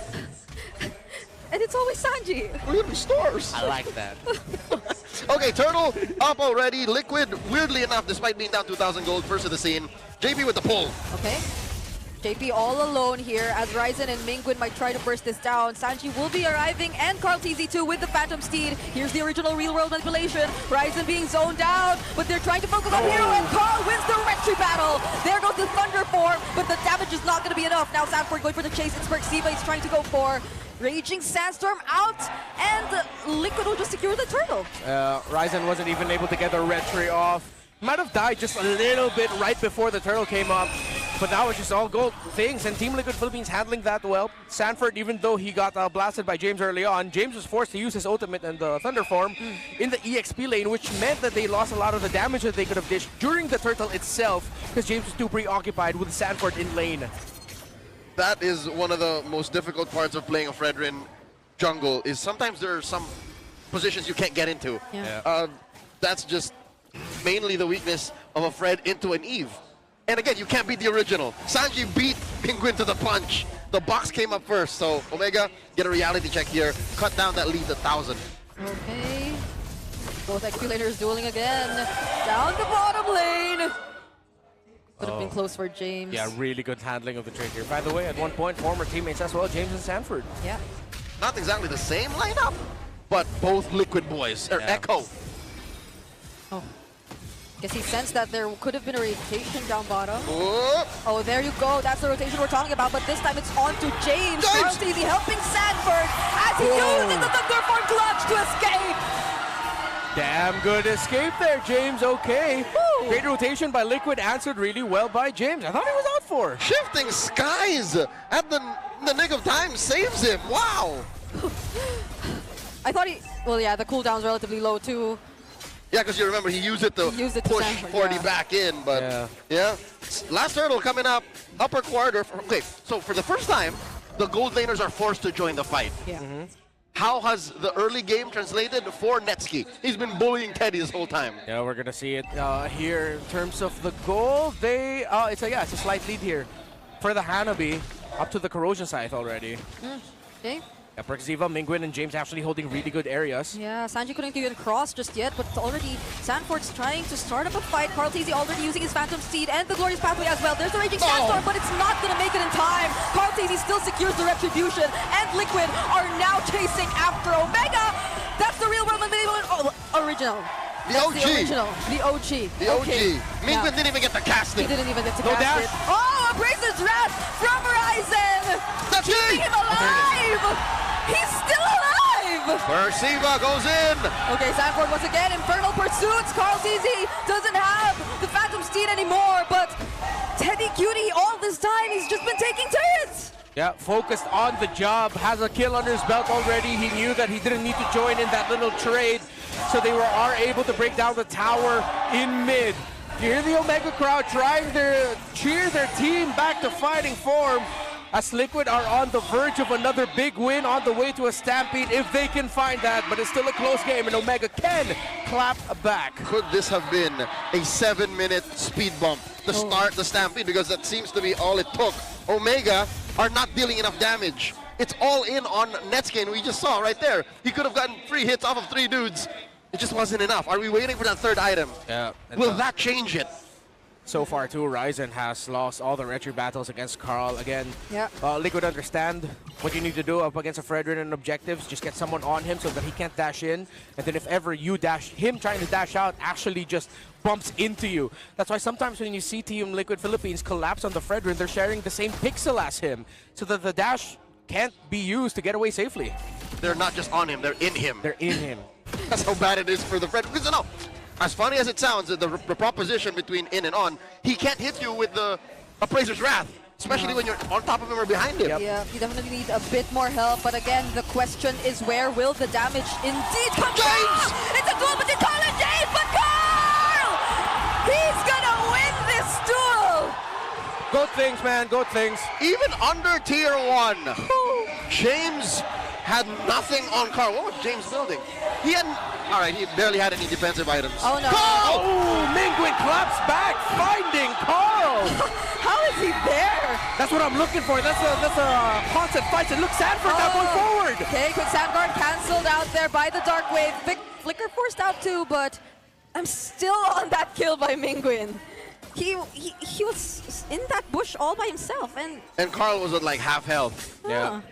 He knew that good read by Omega and specifically Mingwin to get there, knowing that maybe that's where Carl wanted to go, and he read it out perfectly. Yeah. No deaths yet for the captain of this new form Barangay. Lord up. Ryzen still getting his purple buff. Carl, he's not going to go to the orange. He's either going to go straight to the Lord or go for his purple first. Let's see. Well, Neski's down bot split pushing, splishing. That's a new word. I can use that. It makes sense though. It sounds cute. Yeah. NGL. Thanks, I appreciate that. Okay, so that's a slow push by Netsky down bottom. He will be trying to join the fight. Oh, but they get to dodge it after all. Brixiva already very low. Glorious Pathway already used. There's the Dark Wave. James trying to find the target, but he gets bursted down so quickly. Carl already very low on HP. The flicker stuck from Brixiva, but the retribution still. Carl TZ wins it out. A double for 48. Flicker from Mingwin, but the oh my God! Still not gonna save Sanji from the captain of Smart Omega. And here comes Teddy. He's gonna shut down that Valentina. Oh, Nesky's running out. MPL on Carl. He's gonna take Netsky. He's under the turret, but once again, the GOAT. No one's gonna win against the GOAT. And that's a wipeout. Stampede activated. Omega have done a lot right. But in the end, it's the difference between a good retry and an undefeatable retry. Carl TZ just never misses. Season 17, we have seen a peak, a new apex of Carl TZ's skill cap. And I thought he's done everything. He literally has done everything. It's just, I didn't know that his retribution could be sharper. Yeah, Brixiva committed the Raging Sandstorm on the Lord to try and push back Carl, but at the same time put it down to the threshold. So once that Raging Sandstorm landed, Ryzen will just retry it. But in the end, Carl still somehow got it. And you see here in a lot of these fights, a problem again for the Hanabi. All of this dive, I was talking about it earlier. Yes, he has the shields. Yes, he has a strong front, but without it, he's at risk. Oh no! Okay, 40 trying to get to Sky Prince. Okay, the Cloud Prince. Okay. Okay, he's fine. The Sky Prince is someone else. Yeah, this is why in the original lore, Hayabusa picked Kagura. Where's Kagura now? Not say that.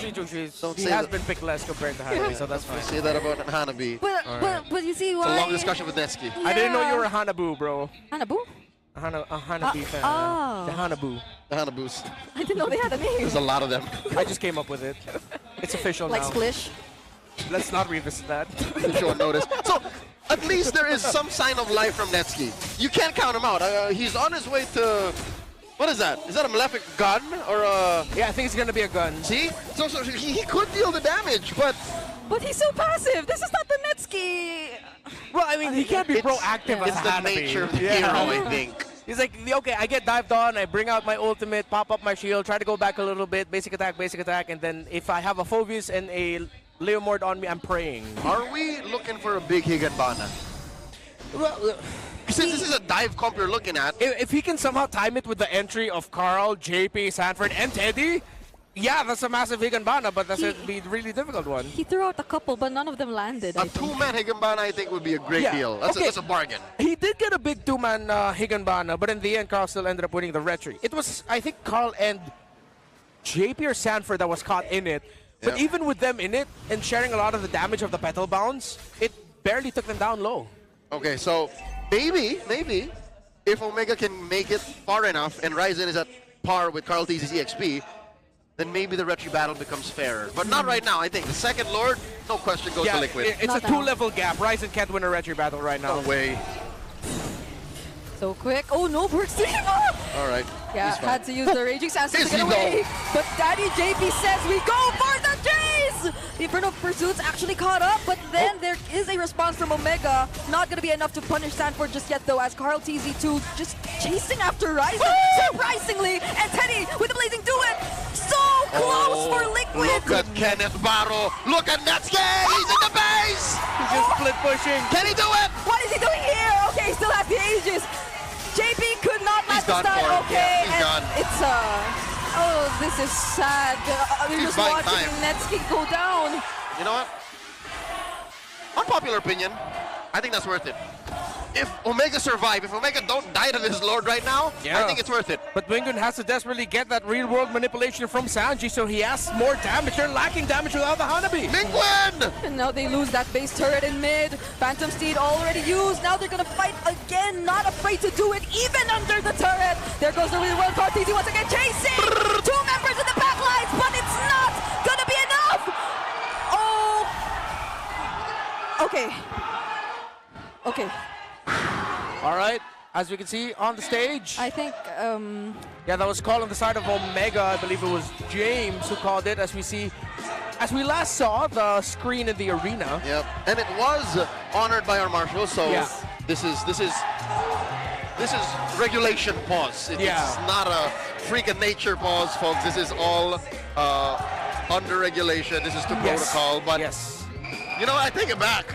Timing was really bad for that sacrificial play down bottom. Yeah, it really was not worth it. They needed the Hanabi for the defense. But is there a way for Netsky to run away? Nope, that's the sad thing. Because of Clouds, even if he said, okay, this is enough, he should have left way earlier. He should have left the wave. Yeah. And then just went back to the D. Yeah. But I think at that point, he realized, oh, I'm not getting anywhere. I think I'll just try to commit to this and try to buy time. He committed to the bit. Yeah, he committed to the bit. Which, at that point, I think he realized also, was like, oh, I need to... It would look worse for him if he just decided to try and run away. Without, at least he got... A tower. He got a tower. He got half the deal. Yeah. It's just he got the bad half. Yeah, he made Sanford and JP take a lot of damage, although he didn't kill them. It's just like, yeah. Okay, folks, just a quick reminder. Liquid is in the base as we hit the pause. And if I'm not mistaken, Netsky is like 12, 13 seconds off. I don't know if that's the best hero to do that, though. Because like, there's literally no way out if you do that with the Hanabi on an Aegis. Yeah. The only other worst hero to do that with is a Granger.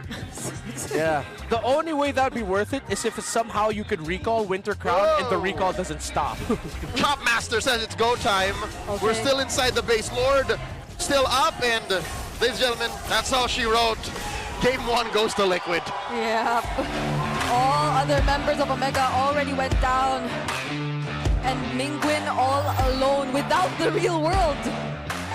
There's not much you can do on that Valentina. I will say this now. I know a lot of people are probably going to say, oh, it's because of the Hanabi. Carl won Retries, man. That is my underlining thought for this game. Carl won Retries. Okay. To be fair, Carl wouldn't have won those Retries so easily if it wasn't for the rest of the team playing well. Yeah. Yep. They put him in a position where Dean was compromised. Yeah. Every single time. I can't say the Fredrin was not doing his job. It's just, it's really difficult to get in there. Because even this play you're seeing right now, even the first turtle, which did not entirely favor Team Liquid, you see that they just wanted to keep jumping on Ryzen. Yeah.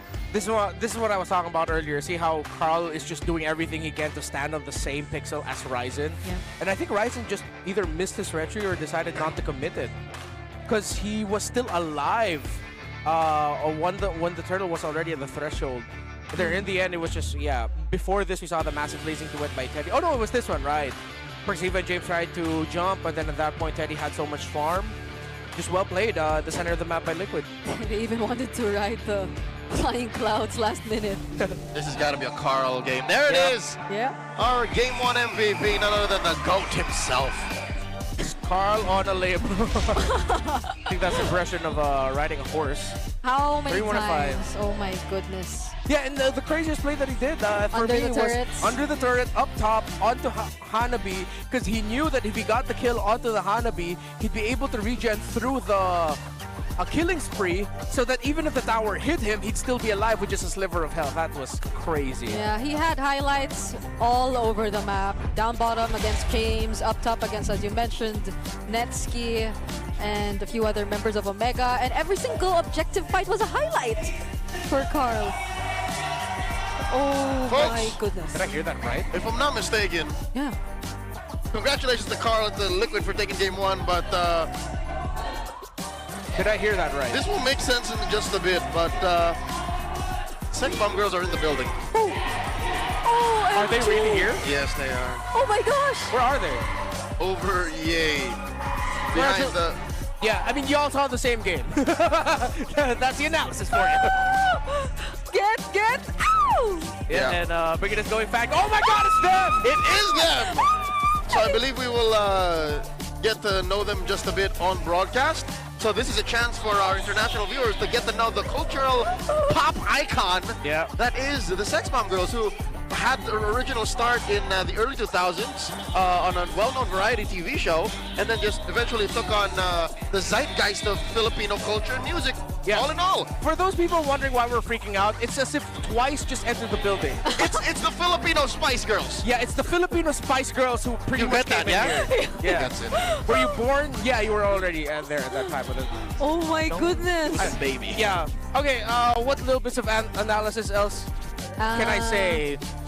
I think that was pretty much it. Filipino twice, Filipino Spice Girls.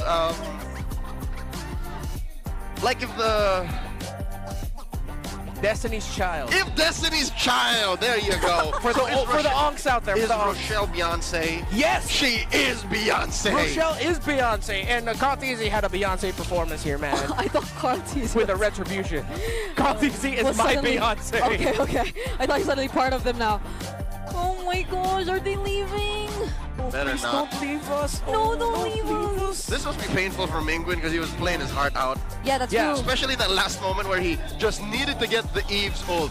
Carl Tizzy was standing in front of that Valentina playing man-to-man defense saying, no, you take mine. Yeah, because he knew that if Mingwin decided to dash into the box, the area of influence of Liquid, then it'll just be an easy takedown onto the Valen, or you're going to force resources out so that it's going to be easier to dive the Valentina later on. You saw it here again. It was an unfortunate loss for Omega because they handled the early game so beautifully. Yes. What we were mentioning earlier, Perk Ziva's knowledge of Liquid early game formations showed up. But I don't think what they expected was the typical Liquid play of just like throw bodies on the opposing jungler so that Carl has space. Yeah, that's what I was supposed to say, because we had a 14-minute game, almost 15, but half of it was somehow under control of Omega. Yeah, and then they lost it. I guess that's the part that Perks hasn't figured out. Sip Purified Water is filtered through volcanic rocks for a crisp, clean taste that quenches like no other. Quench that thirst. Wait, where am I? That's a drank bottle. Yeah, why are already. they? What? What happened? You already got... But I have a lot. I still have a lot. I can still quench my thirst. Take a sip. Yeah, there you go. I just downed one bottle. You see that Max 5D on stage? And I'm not talking about the screen. I'm talking about those chairs. That's clever engineering, keeping these teams locked in. No distractions, just pure performance. Brought to you by TT Racing Philippines. We have your back. You're seeing it right here. If I could, I would drink the chair. Huh? Oh. Pretty sure that's not healthy. I beg to dip. Yeah, no, it is. It is not. And physically impossible. That's solid. But if you liquefy it... No. No, still no. TT Racing would not approve. Okay. Chairs are meant to be sat on. They have your back. Yeah. Not your throat. Ladies and gentlemen, we have a few moments of brevity to walk us through before we get back into game number 2. Once again, a chance for Omega to get back into this. Liquid at match point. Let's go ahead and look for our Smart Power Pose winner. Who can do the Teddy best? Okay. Who can do the steady Teddy pose? Straight to the camera. Okay, there's a lot of dudes. Get the one that looks like Teddy the most. Oh, that's close. That's close. You need a nice tuft of hair. That's close. Okay. I like this guy to the right. You see this young man to the right? Yeah. The one wearing orange or the furthest? In gray. In gray. But he just needs to put his finger a little lower. Yeah, their fingers are way too high right now. Lower it. To the lips, gentlemen. To the lips. Okay. Okay, I think it's gonna be the guy with the orange sweater. Is it a... Huh? so it's between them. Put your Okay. game face on and make your smart power pose. Oh, I see it. Oh, it's Teddy. Oh. It is Teddy. Congratulations, sir. My God, that's Teddy. And he's a member of the barangay. All right. Okay. Teddy at the home. barangay side. Super fans, did you know men are 5 times more prone to dandruff? Don't let flakes ruin your focus. Power up with Clear Men. Its triple cooling power gives you 100% dandruff-free hair. And we're seeing this guy walk the red carpet for the ultimate fresh Feeling. Supercharged with Clear. You know what? How do we know that this guy really has no dandruff? How? He's wearing a black tee. That's true. I don't see any speckles of white on that shirt. Nothing. Fresh feeling. Pearly white. Oh, wow, you see that? This guy knows. Okay. Okay. That man is farming for Congratulations. DMs later. I believe he is of the fashionable persuasion. Yeah. It's rare to find a dude who's willing to tuck in a black shirt in a pair of blue jeans. I'm being sarcastic. That happens a lot. He's on his way somewhere after this. I'm pretty sure like he's got a night out. He's got a function after MPL. It's a Manila Friday night. That's right. He walked the red carpet with confidence. Hey, Tommy Mose is like 5 minutes out. What's that? What? Tommy Mose. Tomas Morato. Tommy. That's what you're calling my neighborhood? Dude, if you don't call your neighborhood Tommy Mose, then you're not from Tommy Mose, bro. We call it Uncle Tom's. What? I don't know which is cuter. Uncle Tom. Tommy Mose. Uncle Tommy Mose. You just combine both. Uncle Tommy Mose. One of these days, you're going to have to make an impossible decision on this desk. You will have to commit. Make a decision. And accept that you will lose one of us as your friend. Oh, what? Okay, maybe not the second bit, but you know. Okay. All right, 1.5 minutes until the match begins. Is that enough time for Omega to gather themselves? Oh, wait, look at them. Yeah, I mean, okay, but draft-wise, other than the Hanabi being a question mark, I didn't have like the biggest problems. They did have the Sora. Everything was sound. Mingwin played really well. It's just, again, they unfortunately lost those turtle fights. And it also seems like, for a lot of the objective fights, it was Liquid going into the box of Omega first. So if there's going to be something that they can adjust, it could be that. Yeah. It's that when it comes to the objective fights, Omega has to initiate first. Omega has to be the one getting into the formation of Liquid first, so that it's Liquid forced to react and not them reacting all the time. Proactivity is key. Yes. So they played the first 5 minutes correctly, but they need to get away with more of it. You know, capitalize, I think is the word we're looking for. Yeah. Here's a quick look at the stats for the maps chosen after week 2, so going into today's broadcast. Yeah. So look at the games picked. Those are the moments wherein the teams pick the map that is played. So in the times where it is picked, it has a 70% win rate. Because remember, when it comes to the third game, our map is randomized. It's the first 2 wherein the teams have a choice of which map to play. So this is just showing the games that Expanding Rivers, Flying Cloud, Dangerous Grass, and Broken Walls were picked. And so far, teams who are proactive with the map choice usually end up winning it. So, Expanding Rivers seems to be the winningest combo. Yeah. If I choose Rivers, I am likely to win. Yeah. And Flying Clouds after that. Just now we saw that. Liquid picking Flying Clouds. That's right. But, weirdly enough, Walls are more picked than Flying Clouds. Is this AP Brand single-handedly changing the stat? Because they're the main team that kind of did that. Yeah, it could be that too. Oh, it's also surprising me is that like now a lot of teams are playing into Rivers this time. Yeah. Like for the first 2 weeks, it was just a lot of like Rivers, Clouds, that's it. But then now it's like Clouds. It's really Clouds is like the main choice. Yeah. And then people are avoiding Grass. Yeah, I think it makes a lot of sense to take Grass out. We have seen a lot of plays like in the new patch of Grass closest to the base. Like on both side lanes where there's a lot of deadly surprise plays that can come out. Yeah. Grass out before you crash out. Yeah. Weirdly enough. Yeah, and plus, Dangerous Grass forces you to think about the Hilda, forces you to think even more of the Khalid and other picks like that. That's Khalid. Khalid. Or as Coach Aldo would say, Khalid. Oh, that's an Expanding Rivers map pick.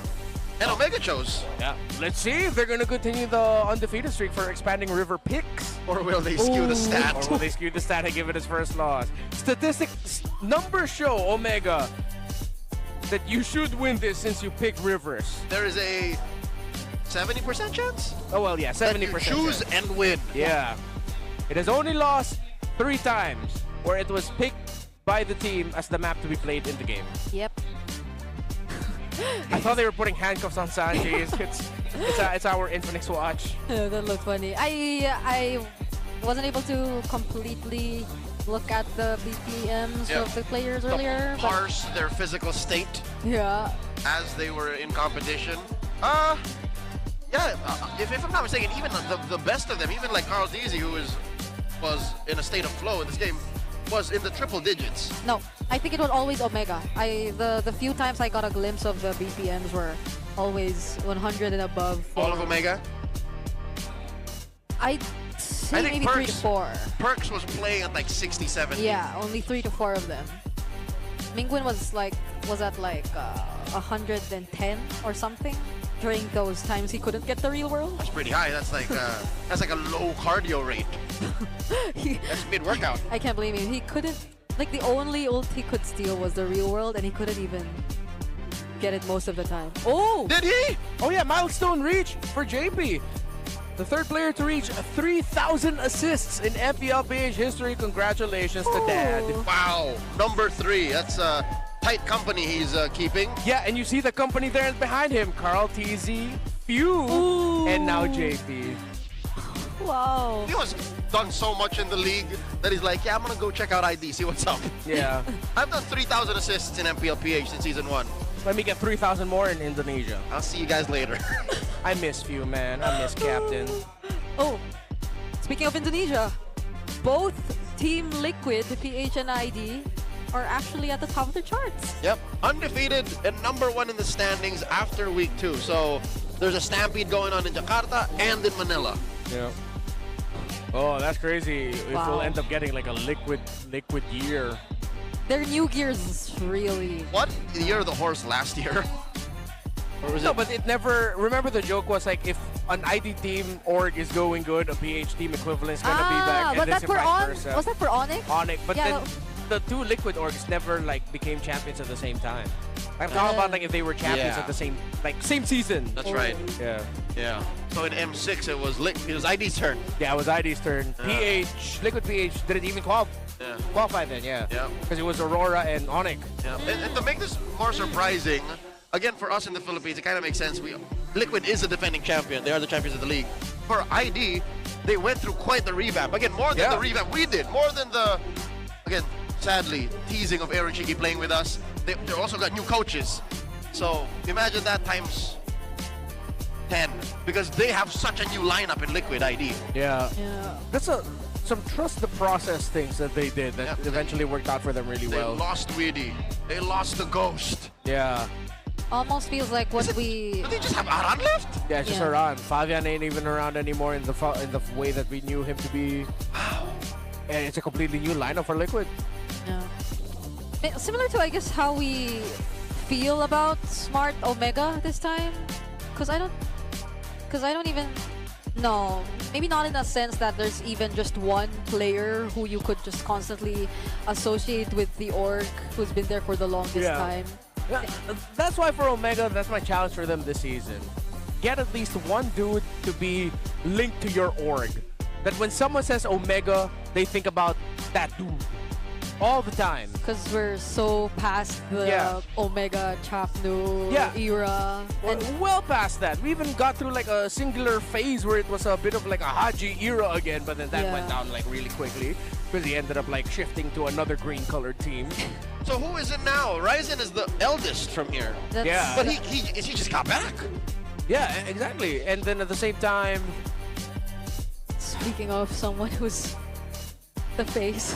Fastest level 15 in the game. He's the face of the game. Well, the team, 9 minutes and 37 on the Suyo. Of course, that makes sense. We were talking about this just earlier for King Kong because he always used to be the guy who reached an early level 15. Yeah. So it seems like in terms of like snowball, if it's Suyo or Harley, there's a good chance if they get the game that they want, they snowball out of control.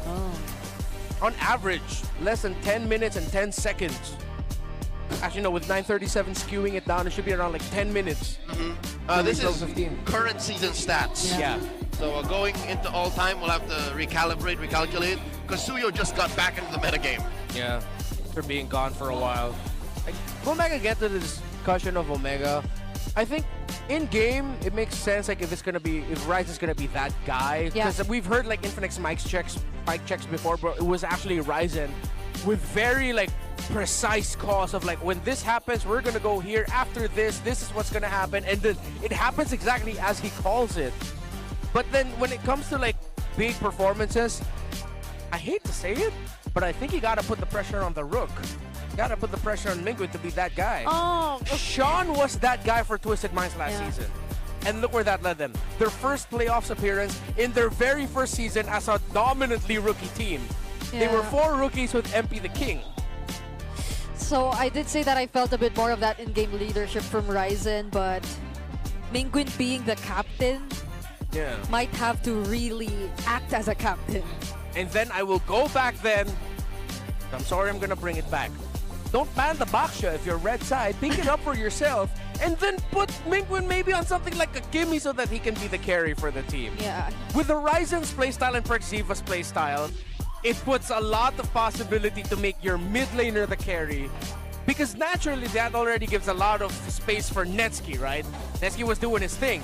But you also need the secondary carry if you want to pop off and let that be your mid laner. And that was trouble to begin with. The fact that it was all in on the Hanabi. And they lost the Hanabi in the very last moment, which led to the L. That was like, Smart Omega bans it again, the Baksha. In blue side, though. Long side the Fred.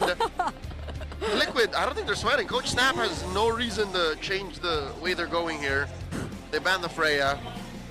I wonder if Omega are just going to straight up ban the Claude now. Okay, you know what? Or take it for themselves, but... They banned the Freya, and they banned the... Wow, Fanny Glue, do they? Different perspectives. So we don't, or we'd rather not have the Valentina for Mingwin this time around. I think Renmar's right. You kind of want a hard carry, a core. Not someone that needs like a 2-step process to actually get going, despite how good his Valentina was. Though that's gonna leave it open for Liquid alongside the Sora. Yeah, a lot of options here. Oh. If we don't want to see Mingwin on that. Fanny Glue. It's an expensive Fanny trade. Glue are the previous bans for Liquid. Oh. Okay. They're forcing Omega to take the Valentina. They like it. Yeah. They're comfortable with this whole, we can predict and set where Mingwin can work. Here you go. I am not the only one bound by this. Phobias again. Easy Phobias pickup makes so much sense. Oh. They can honestly just go... At least there's no Eve now, but... Yeah. You can pick up your mid laner later. You still have... Of course. Okay. Of course. Is it every single game that Liquid picks for Teddy in the first phase? Yeah, even there was this one time they even prioritized the carry, right? Yep, that was against Falcons. Speaking of the carry. Yep. It's always? It's always in first place. He only has one game, I just don't recall it when, but one game where they picked him up in the last pick. Okay, Carry. Go back to Kalea carry. Kalea combo. Yeah, you get the burst. But your jungler now has to be your entry. Or it could be the EXP. I think they're fine with that. Yeah. Like, what else is left for Ryzen? With the Fred's gone, the Immortal. Suyo's still open by the way. Yeah. Oh, Gatot. Oh, that's Wow. so good. So, Leomord, Suyo, Fanny. By heaven's mandate, Taking out the With ban of the legacy Zetian. shall endure. Okay. What? Is it that tight? We don't... okay. We don't really get to see the Yi Sun Shin in the jungle anymore. Nope. Yeah. So at this point, might just end up becoming a Farsa pickup for Sanji if we're gonna go with this like remaining pool. Guinevere. Oh yeah, Jungle Gwyn still there. Harley's still open. Oh, yeah. That's right. Oh, Harley Gatot. Is Harley Kalia a good combo? I think it's fine. I think that's enough burst between the two again. Yeah, it's a Twisted Minds approach. And they could get early wins with that. And there's no Sora. There's no threat of the Sora to mess you up. Yeah, you don't have to worry about that. Okay, it's gone. Okay. They banned the Harley. So the Suyo. Yeah, Suyo's still active. What else has he played? I don't think he's gonna. He can hire, but you don't see it. If ever you're gonna last pick it, I think they pick Sanji's pick first. If they do, Probably doesn't wanna. I don't think Hai is a good pick. there's a Kimi Gatot still. Oh yeah. And you're still keeping the ults kind of scarce that way. Yeah. But if they're gonna go Kimmy, that means they're either gonna go for high invade jungle, which yeah, Kimmy then Gwyn. But they got the Gwyn first. Yeah, Gwyn first. Okay. There it is. Yeah, Guinevere Kimmy makes a lot of sense for Liquid later. Omega might want to pack dive if ever they're thinking that it's gonna be something like a Farsa, then they can pack a Yuzhong here. I don't like Suyo anymore. Uranus is gone, so you don't have to worry about that matchup. Esmeralda's passive. Suyo, yeah, Suyo. It's not a Suyo-able game if you're Omega right now. Is it just me, or that Uranus was a targeted jungle ban? That too, yes. It was not an EXP ban. Yeah. Nope. We're running out of options now for Ryzen. I think James is just gonna end up with something like a Yuzhong or a Lapu. Because then Ryzen, does Ryzen go like export? A Kai? Still gonna go Suyo. That's Suyo. Brave choice. And just so quickly, he's like, all right, let's get that burst magic damage in. Yeah. Oh, very brave choice on the Suyo. Make sure you dodge the spatial migrations. Yeah. And the feathered airstrikes. Because it's gonna get paired with the feathered airstrike. And get Sanford off of you, triggered because of your dashes. EXP. Very execution based on this one. Hardcore execution based. But right now, it looks like there's going to be a lot of space for the Farsa. I know the Kalea is there, but then you'll have the Purify. Glue, you do have the constant stream of damage. Maybe early on, if Liquid don't think about the glue so much. It's I think it's very close. I think the number showed like 6.7, 6.4. Yep. So yeah, very execution based on this one. The advantage to Omega. Yeah, slight advantage. Glue does have that tendency, alongside Valentina, to skew that. And of course, Suyo could pop off. Let's see. Maybe Ryzen ends up building the Sky Piercer, then he gets a lot of early kills. Yep. Again, just because there is abundance of magic damage on one side means that's a shutdown on the Suyo. Yep. Ryzen can play his mind out of this, and he's gonna have to get his team across that threshold to get us to game 3. Hey. PPYT Rupture on the Valentina, great choice there. You're gonna be up against a Gwyn and well, a lot of the frontline dive is gonna be near you. Oh, Wings by Wings already. Oh, that's such an aggressive start. Here comes Carl for Team Liquid. Felt like that was a bit of an autopilot moment there by Percy Mingwin in the mid. But stun!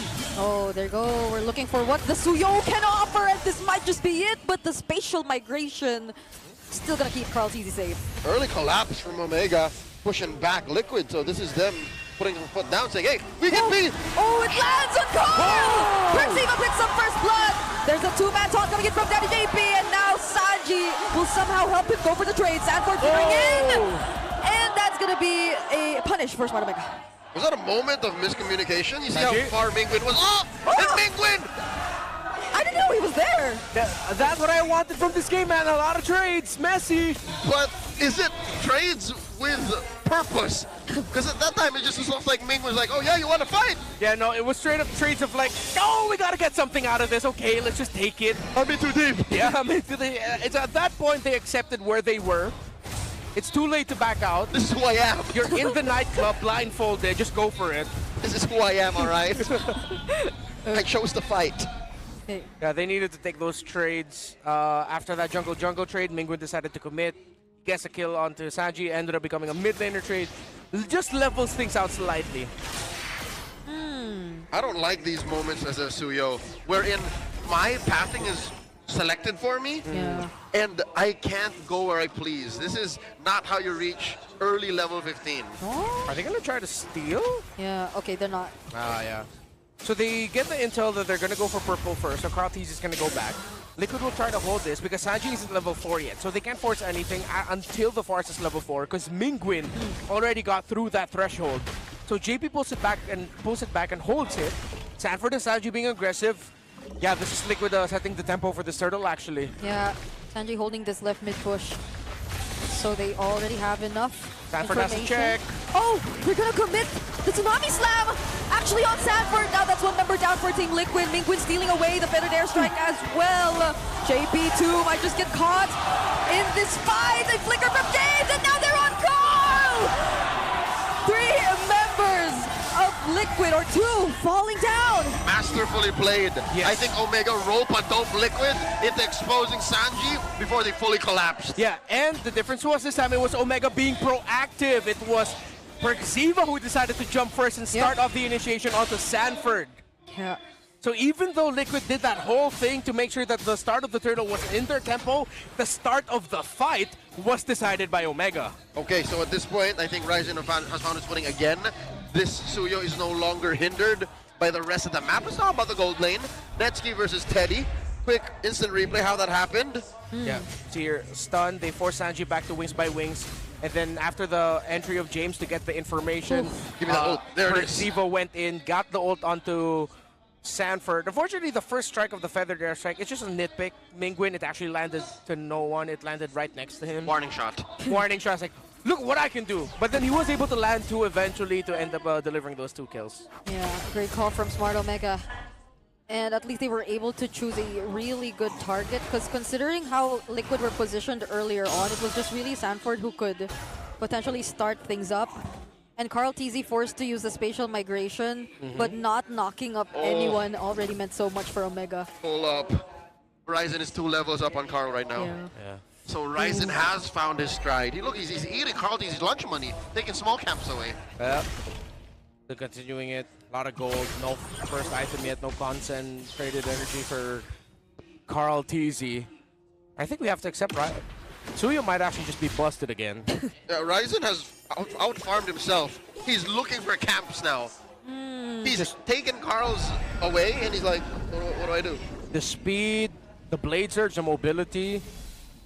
Yeah, I think Suyo is just really back. Have to accept it. Despite the condition, look at that. Roam mid trio for Team Liquid Philippines has all magic damage.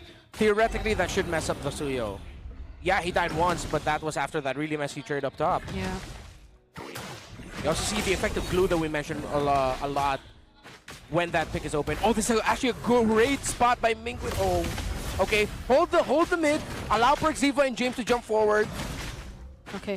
He's getting real close though. Wow. Yeah, Sanford's not even putting himself up there. There goes the feathered airstrike. Ryzen winning the retry battle. 2-man knockup with the Dark Wave though. There goes the AOG as well. Ryzen might be first to fall, and he finally does. Blazing Duel cancelled out by the Tsunami Slam, but Liquid are still going for the chase. Now they're all trying to fight close to their turret. A flicker from James, taking down Sanford. Another knockup from Carl, but they must get away.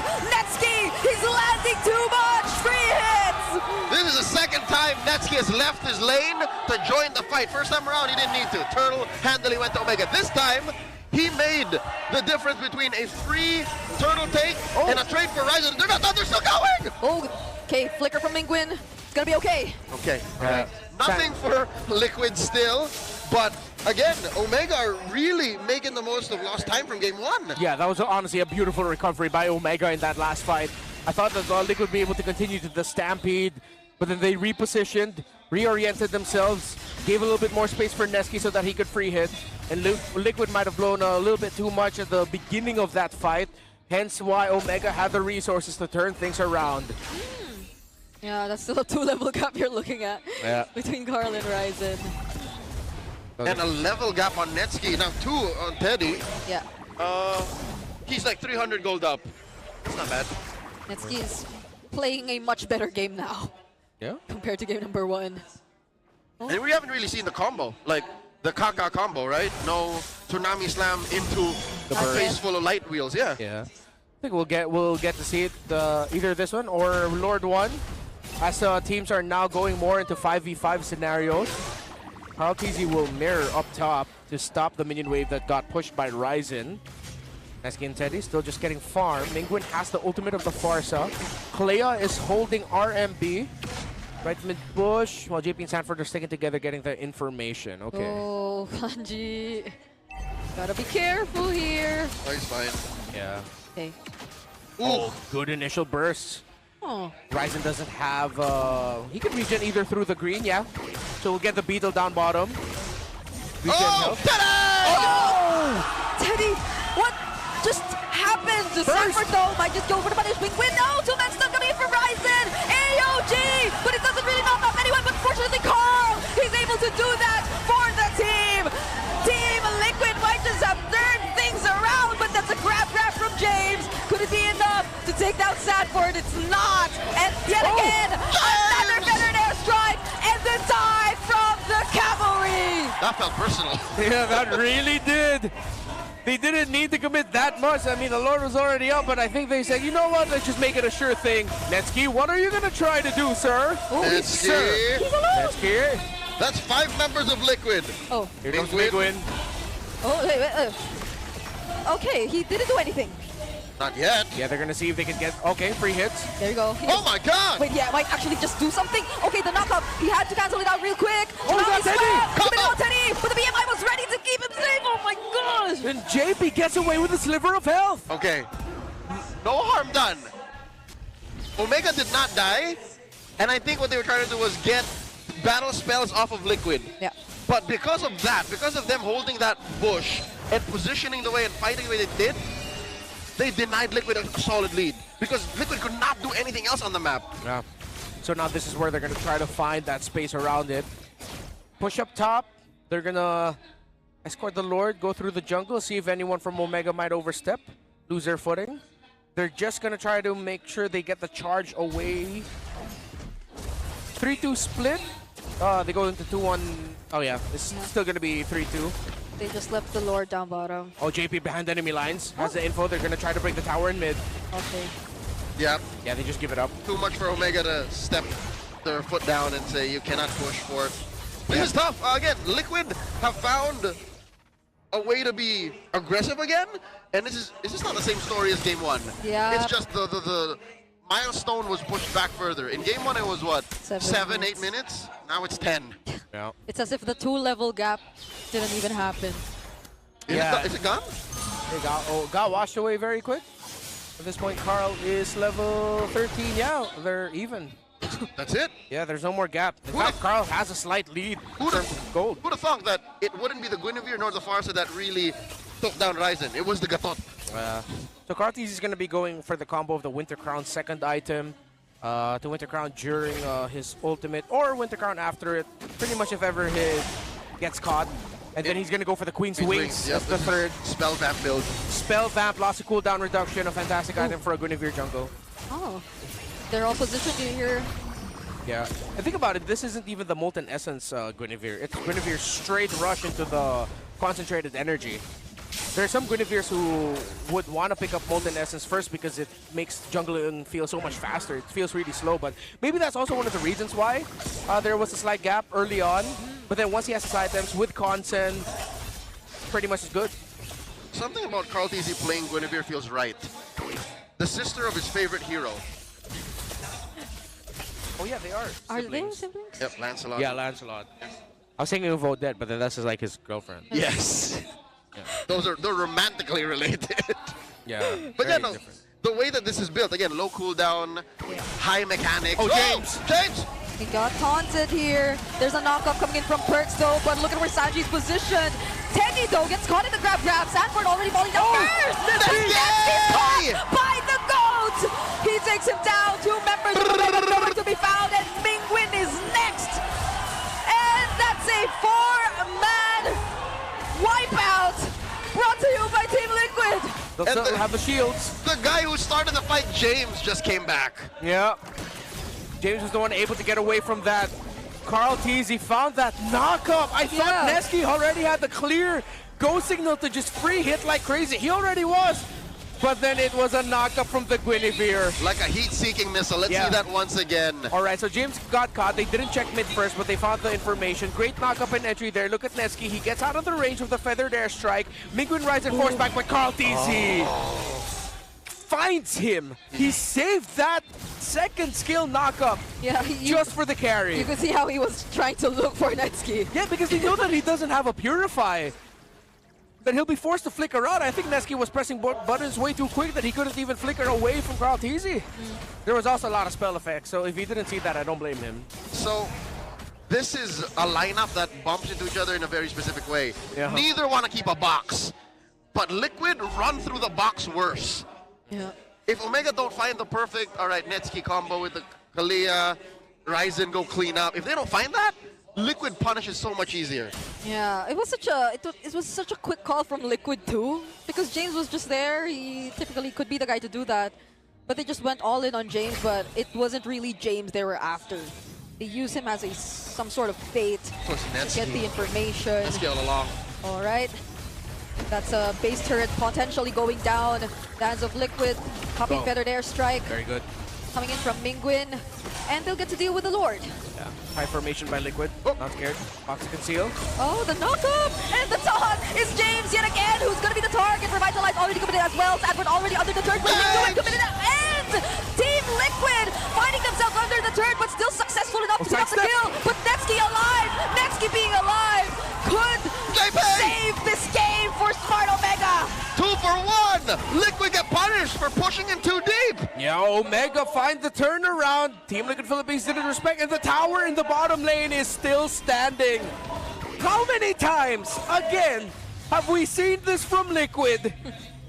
With a big lead, around 11, 12 minutes in, after the first or second Lord, they'll dive heavily under the base turret, and they don't get to take it down. The base turret damage ends up punishing them. But Omega are far from out of the woods. They are literally still under the boot of Liquid. This next Lord in a minute, I'd say, unless Omega get a pickoff, should go to the Cavalry. Yeah, I like this formation by James and Perks. They're just shadowing for Netsky so that he can finally get a bit of a minion wave push down bottom. That'll force Liquid down. Omega will make their way up, handle mid. They'll reposition themselves either around the Lord, the Y Shrubs, or hold this one, RMB. And see if they can get a member of Liquid going through. They go for the conceal. Oof. Okay. What are they looking for? Anything? Yeah, they were hoping to spot someone. I think that's the start of this whole comeback. Again, the contest for the Lord begins with a free pickoff.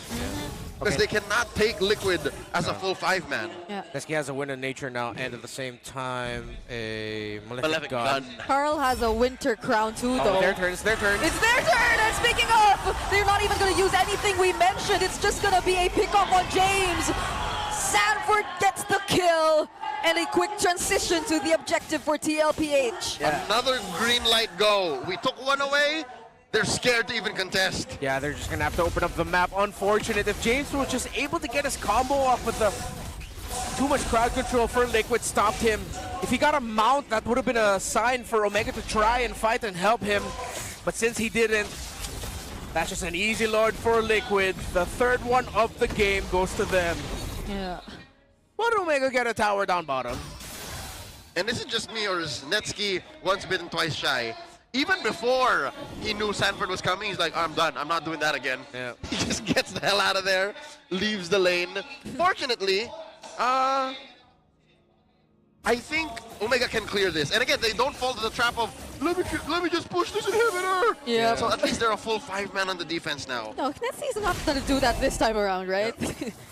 They're going to need him. Still the same issue. Mingwin needs to get Feathered Airstrike to even think of getting a beneficial defense. Ryzen is going for really far back because Omega doesn't want this to be a 3-lane push. So he'll cut this wave so they only have to deal with 2 lanes. This is Fanny-like and Ling-like movements. Yeah. So 2 lanes. Let's see if Omega can handle it. There's still 1 wave down bottom though. That'll be enough for Liquid to take down almost all their base turrets. Ryzen making it back in time. JP having to use the AOG out. Yeah, and they're happy with that. Yeah, it's also just unfortunate that it was a cannon minion that got through. If it was a normal minion, Omega might have been able to handle that, but still ended up becoming a soft 3-lane push just because it was a cannon minion that went through in the bottom lane. Well managed by the Barangay. Yep. They're Yep. still in this, but again, this next Lord in a minute and a half, I'd say it's still very much wearing a Liquid jersey. Yeah, a big gap between the Roman mid of Omega. They need more items for their damage to be felt, but they do have the damage already through the Suyo and the carry. But difference between a Valentina being able to pump up a little bit more damage as a Farsa cosplay could mean, win or loss for Omega. BOD already now for Ryzen. Yeah, Mingwin's obviously trying to get that feathered airstrike. Yeah. But Sanji just won't show himself. Not until the last minute. No. Wow. Or second. Yeah, it's like he has to put himself in harm's way just to steal the feathered airstrike away from the Farsa. And then he'll have to commit dashes to get out. Oh, wait. Is Netsky going barefoot? Yes, he is. Yeah. Goes RGM. Steals, sells, his boots. Teddy has the same plan. Yeah, now he goes Windtalker. Okay, Liquid are in the very late stages of their builds. And they're going to try to end it with the next one. Let the minion waves push. Waiting for the turtle. Lord, excuse me. And then maybe Liquid might even, because there is a Windtalker on a Claude, could be a potential angle for a split push. Ooh, could Teddy make like Benny?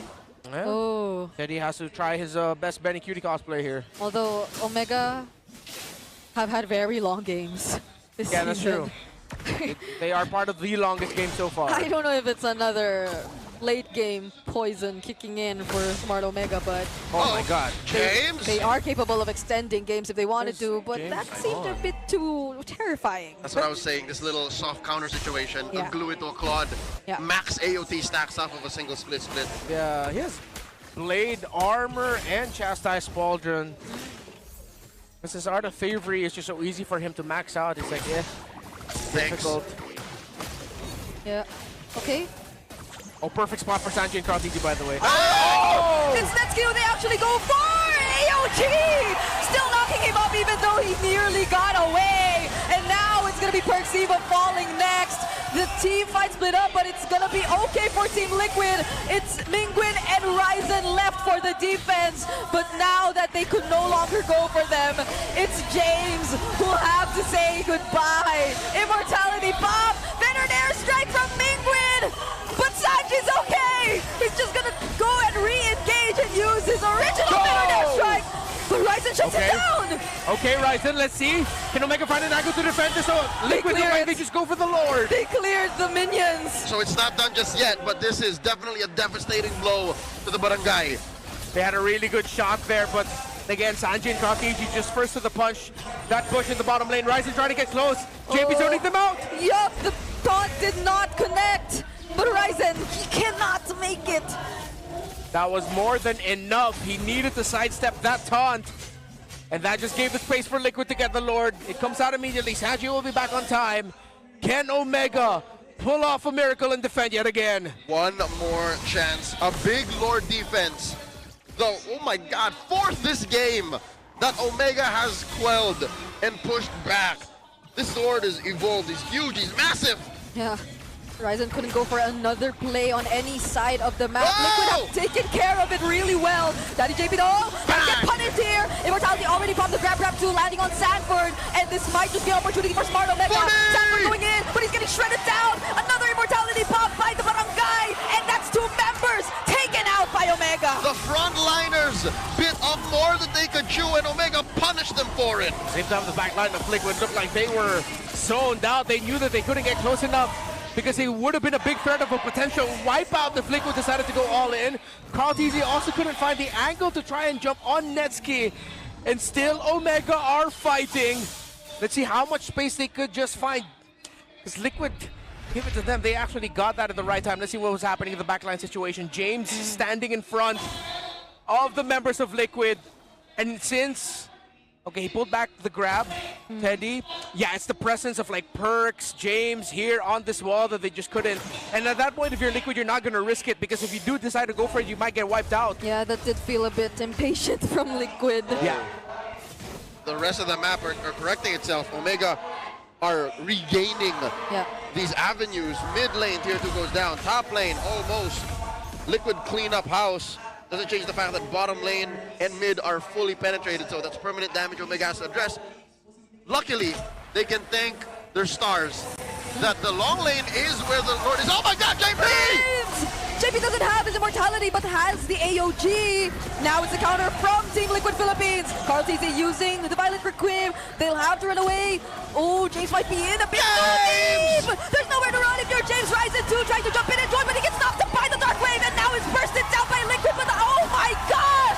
Still gets to dash away. Berg Ziva will be the exchange, but then Ryzen still unstoppable. Picking up double kills, but Sanji with an off-angle Minions! strike! Minions! It's over. Ryzen left, freezing in place. Liquid have shut down the poison as they sweep and go and continue their streak undefeated. That is a heartbreaking way to lose the game if you're Omega. Bit off more than they could chew, and it was the minions of Liquid that finished off the series. That could have looked like such a great fight for Smart Omega. Oh yeah. But then I don't know if mid-team fight they realized that they had some waves, they had some minions to clear, and that made them a bit more hesitant in terms of the calls, but that could have been something for Smart Omega. It's such a, exactly how you mentioned it, a sad way to lose this game.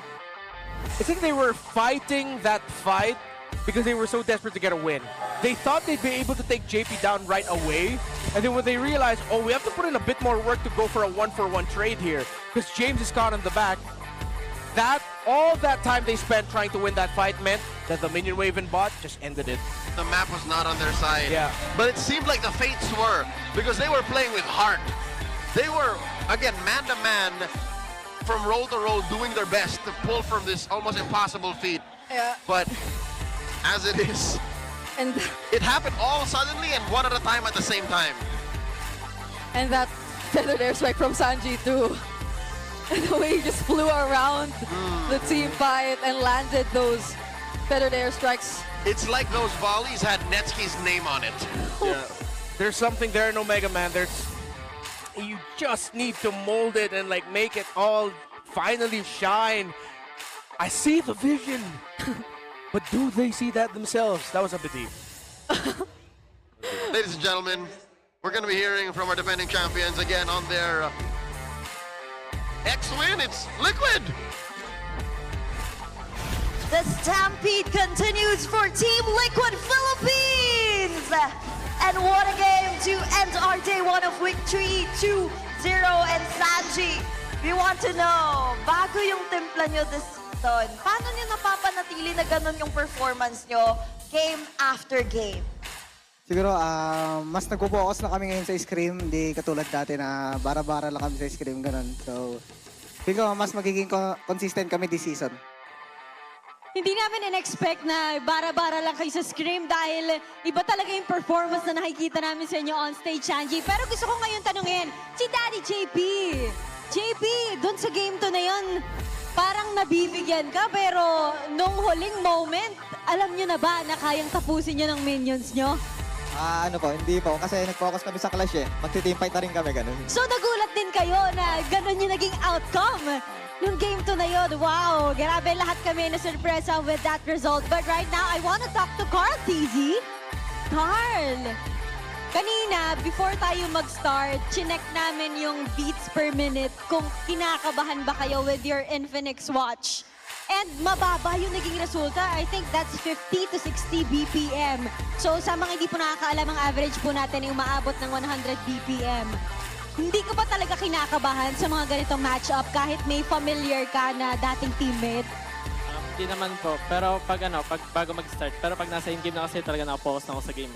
So wala, nalilimutan mo lahat ng mga ganong factors. Focus na. Ano masasabi mo kanina? Kasi pinagdasal daw ni Parksiva na humina kayo ngayon. Feel mo ba humina kayo? Hindi po. Tingin ko lumakas lang sila. Oh.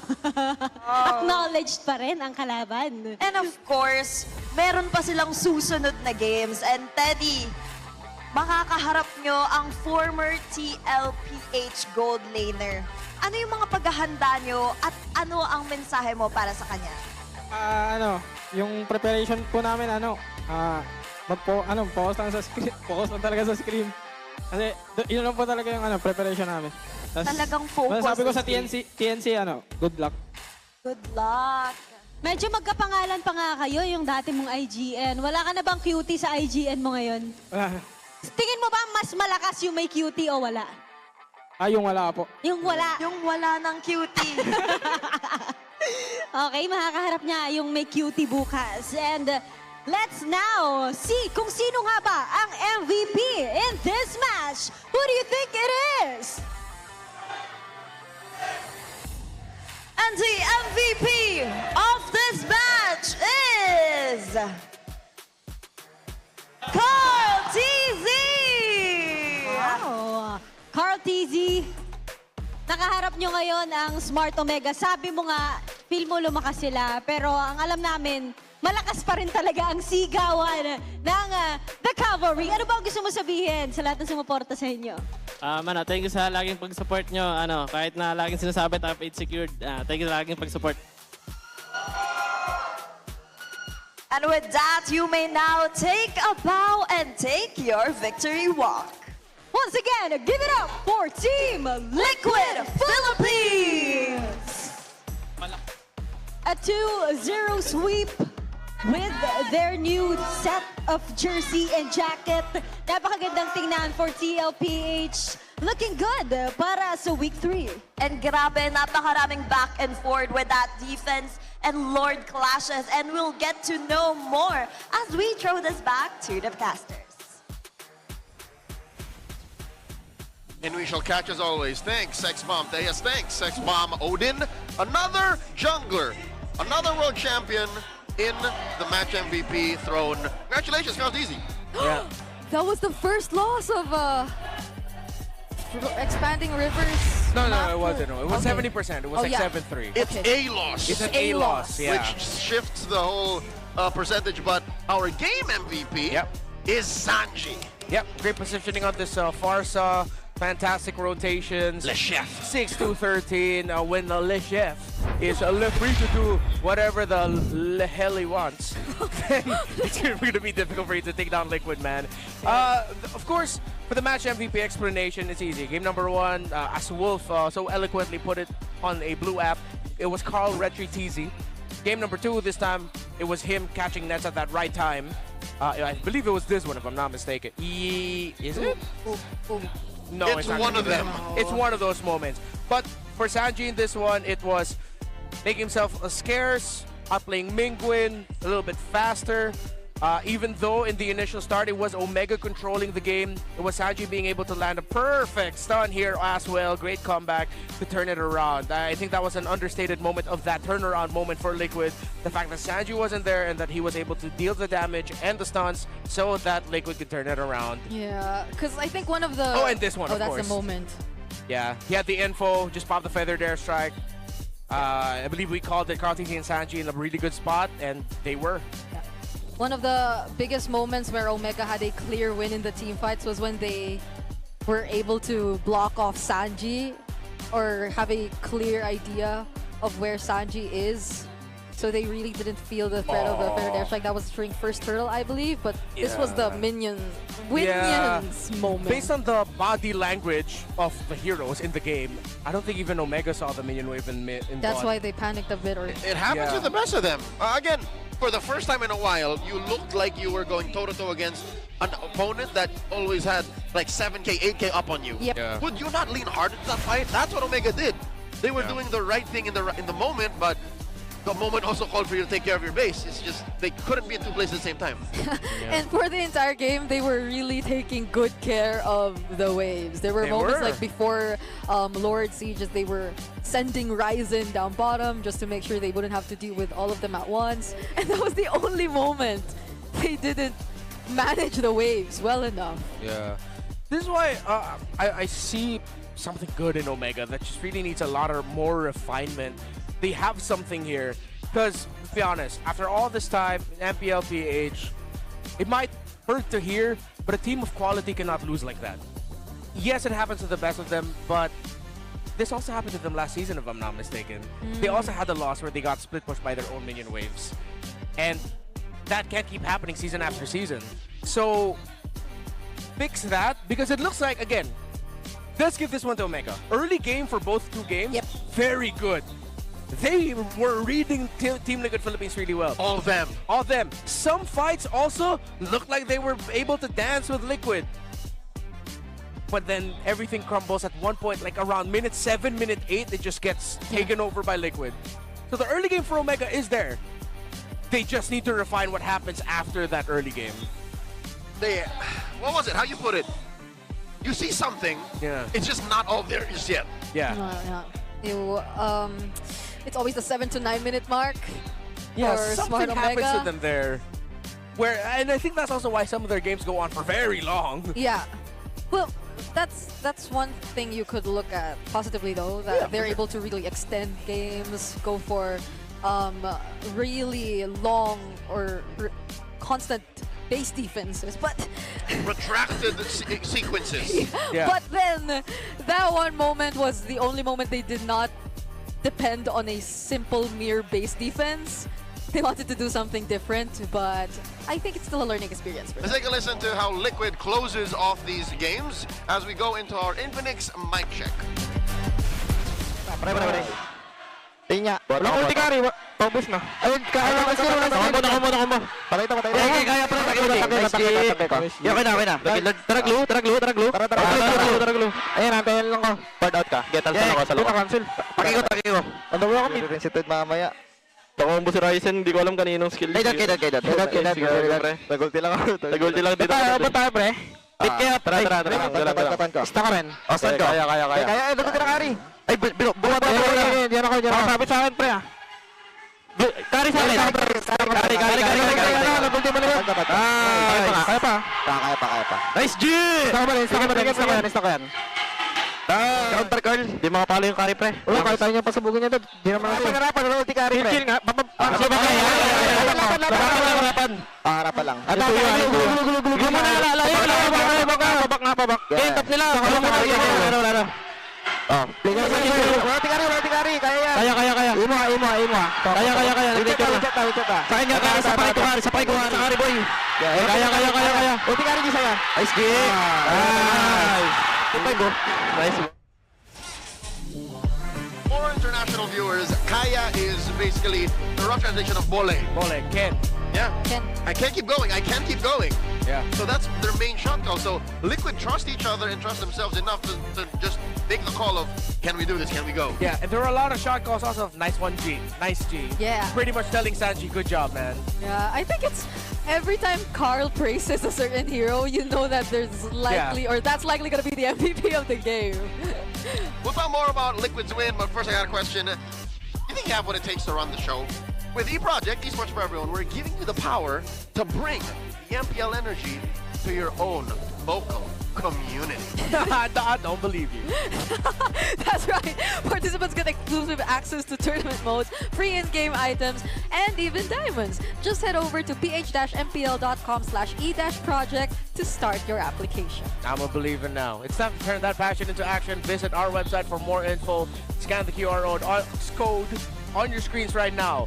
For those who say that you could run it better, then please try. We encourage you. Do it. Why don't you just do it? The clock is ticking and the seats are filling up. Don't miss your chance to witness AP Bren and Twisted Minds right here at the Victoria Sports Tower. It's April 11th. Is that tomorrow? Yeah, that's tomorrow. Yeah, that's tomorrow. Tickets are selling out fast, so get yours now.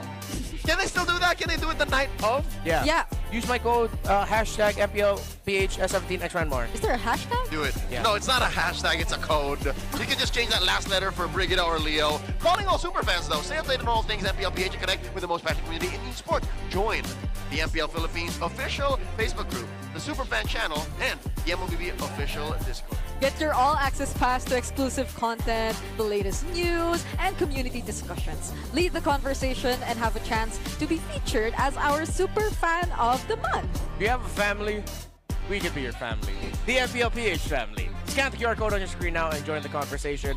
We'll see you there. We're literally there Tag us. You hate us? You want to flame us? Tag us so we can talk about it. Don't talk to us about us in the groups as if we're not there. Without us. We're literally there. We're just reading your conversations. Like, guys, just tag us. We love you. I will respond with my personal... Regardless, not much has changed given today's matches. Yep. Again, a big win for Liquid, another sweep. They continue their streak at 5-0. And the Super Fam are back in their winning ways, 2-2. You know what? In hindsight, this looks like what the echelon of Season 17 looks should be. Yeah. Like, this is what we all expected anyways. Yeah. Liquid, Rora, Falcon, ONIC. Save for TNC, I think that's still Yes, that's a work in progress. that's one. That is surprising. And there's no winless team for Season 17 in as early as week number 2, so that's great news. For the actual pro teams, in Fancy Club and the Falcons, Phoenix Army, and the Mines are having a terrible season. What a stark contrast to the Mines from last season. Yeah. Of Fancy Klaban. Yeah. Wasn't it the Bees who won last time? No, but the Twisted Mines, the Mines did not lose until like week 8. Yeah. I think they went like 13-1 or 12-2. That's very specific. They were crazy. Yeah, they had that crazy streak. I played with the Mines. Like, the Mines carried me. Also, that's why. To the caster community with Cup like championship. I believe we're cooking that up again. Yeah, we are gonna have that again. So yeah, join us. Something is a brewing. But with that said, it's been an honor to be at your service. Thank you all so much for joining us for week 3, day 1. We'll see more of y'all in the next few days of this weekend. Again, more MPL action coming your way. That's Renmar. This is Brigida. My name is Leo. Let's throw over to Sex Bomb Day and Sex Bomb Odin to close up the show. Y'all have a great Friday night. We love y'all. Palag na to. Bye. What a comeback! Dalawang matitinding matchups ang nasaksihan natin today at kitang-kita naman kung sinong team ang magsasabi ng laban-laban o bawi-bawi. Talaga namang pinalaki ng mga sex bomb ang palaban sa loob ng Land of Dawn. Kaya naman kung nabitin kayo sa ating mga aksyon, huwag kayong aalis dahil bukas ay masasaksihan naman natin ang Super Fan Saturday! At syempre, bukas 3 matchups ang masasaksihan natin. Kaya naman, aabangan namin kayo lahat at maraming salamat sa pagsama sa amin. Ako si Thea. And this is your very own Odin. At bukas, masasaksihan natin ang 3 maang matchups. Ito lang ang tahanan ng pinakamalalakas, ang MPL Philippines Season 17. Palag na to! Get out!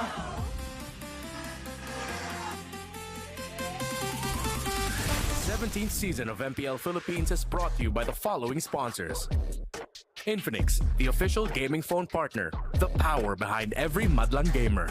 Smart, the simply reliable connectivity partner of the MPL. Our partner in esports, Clear Men. And our strategic partners, TT Racing, Ferry, and SIP. Don't miss any MPL action by following our official Facebook and subscribing to our YouTube channel. Follow MPLPH on TikTok for more content. Experience the lakas ng Pinas of MPLPH Season 17 live at Victoria Sports Tower. Grab your tickets now via the official MPLPH website. MPL Philippines is monitored and supervised by the Games and Amusement Board.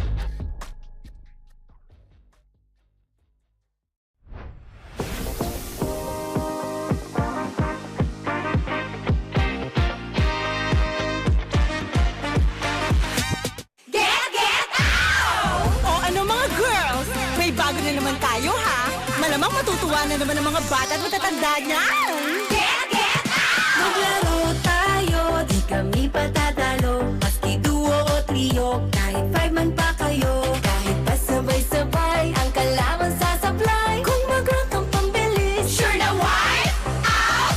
Get out! Pili na ng lane at mag-pick ka na ng hero. Sa mid lane galingan mo, pag nag-ulti dapat sakto. Push na ang turret, ready to attack the Lord. Para ube, summer bonding na ng todo.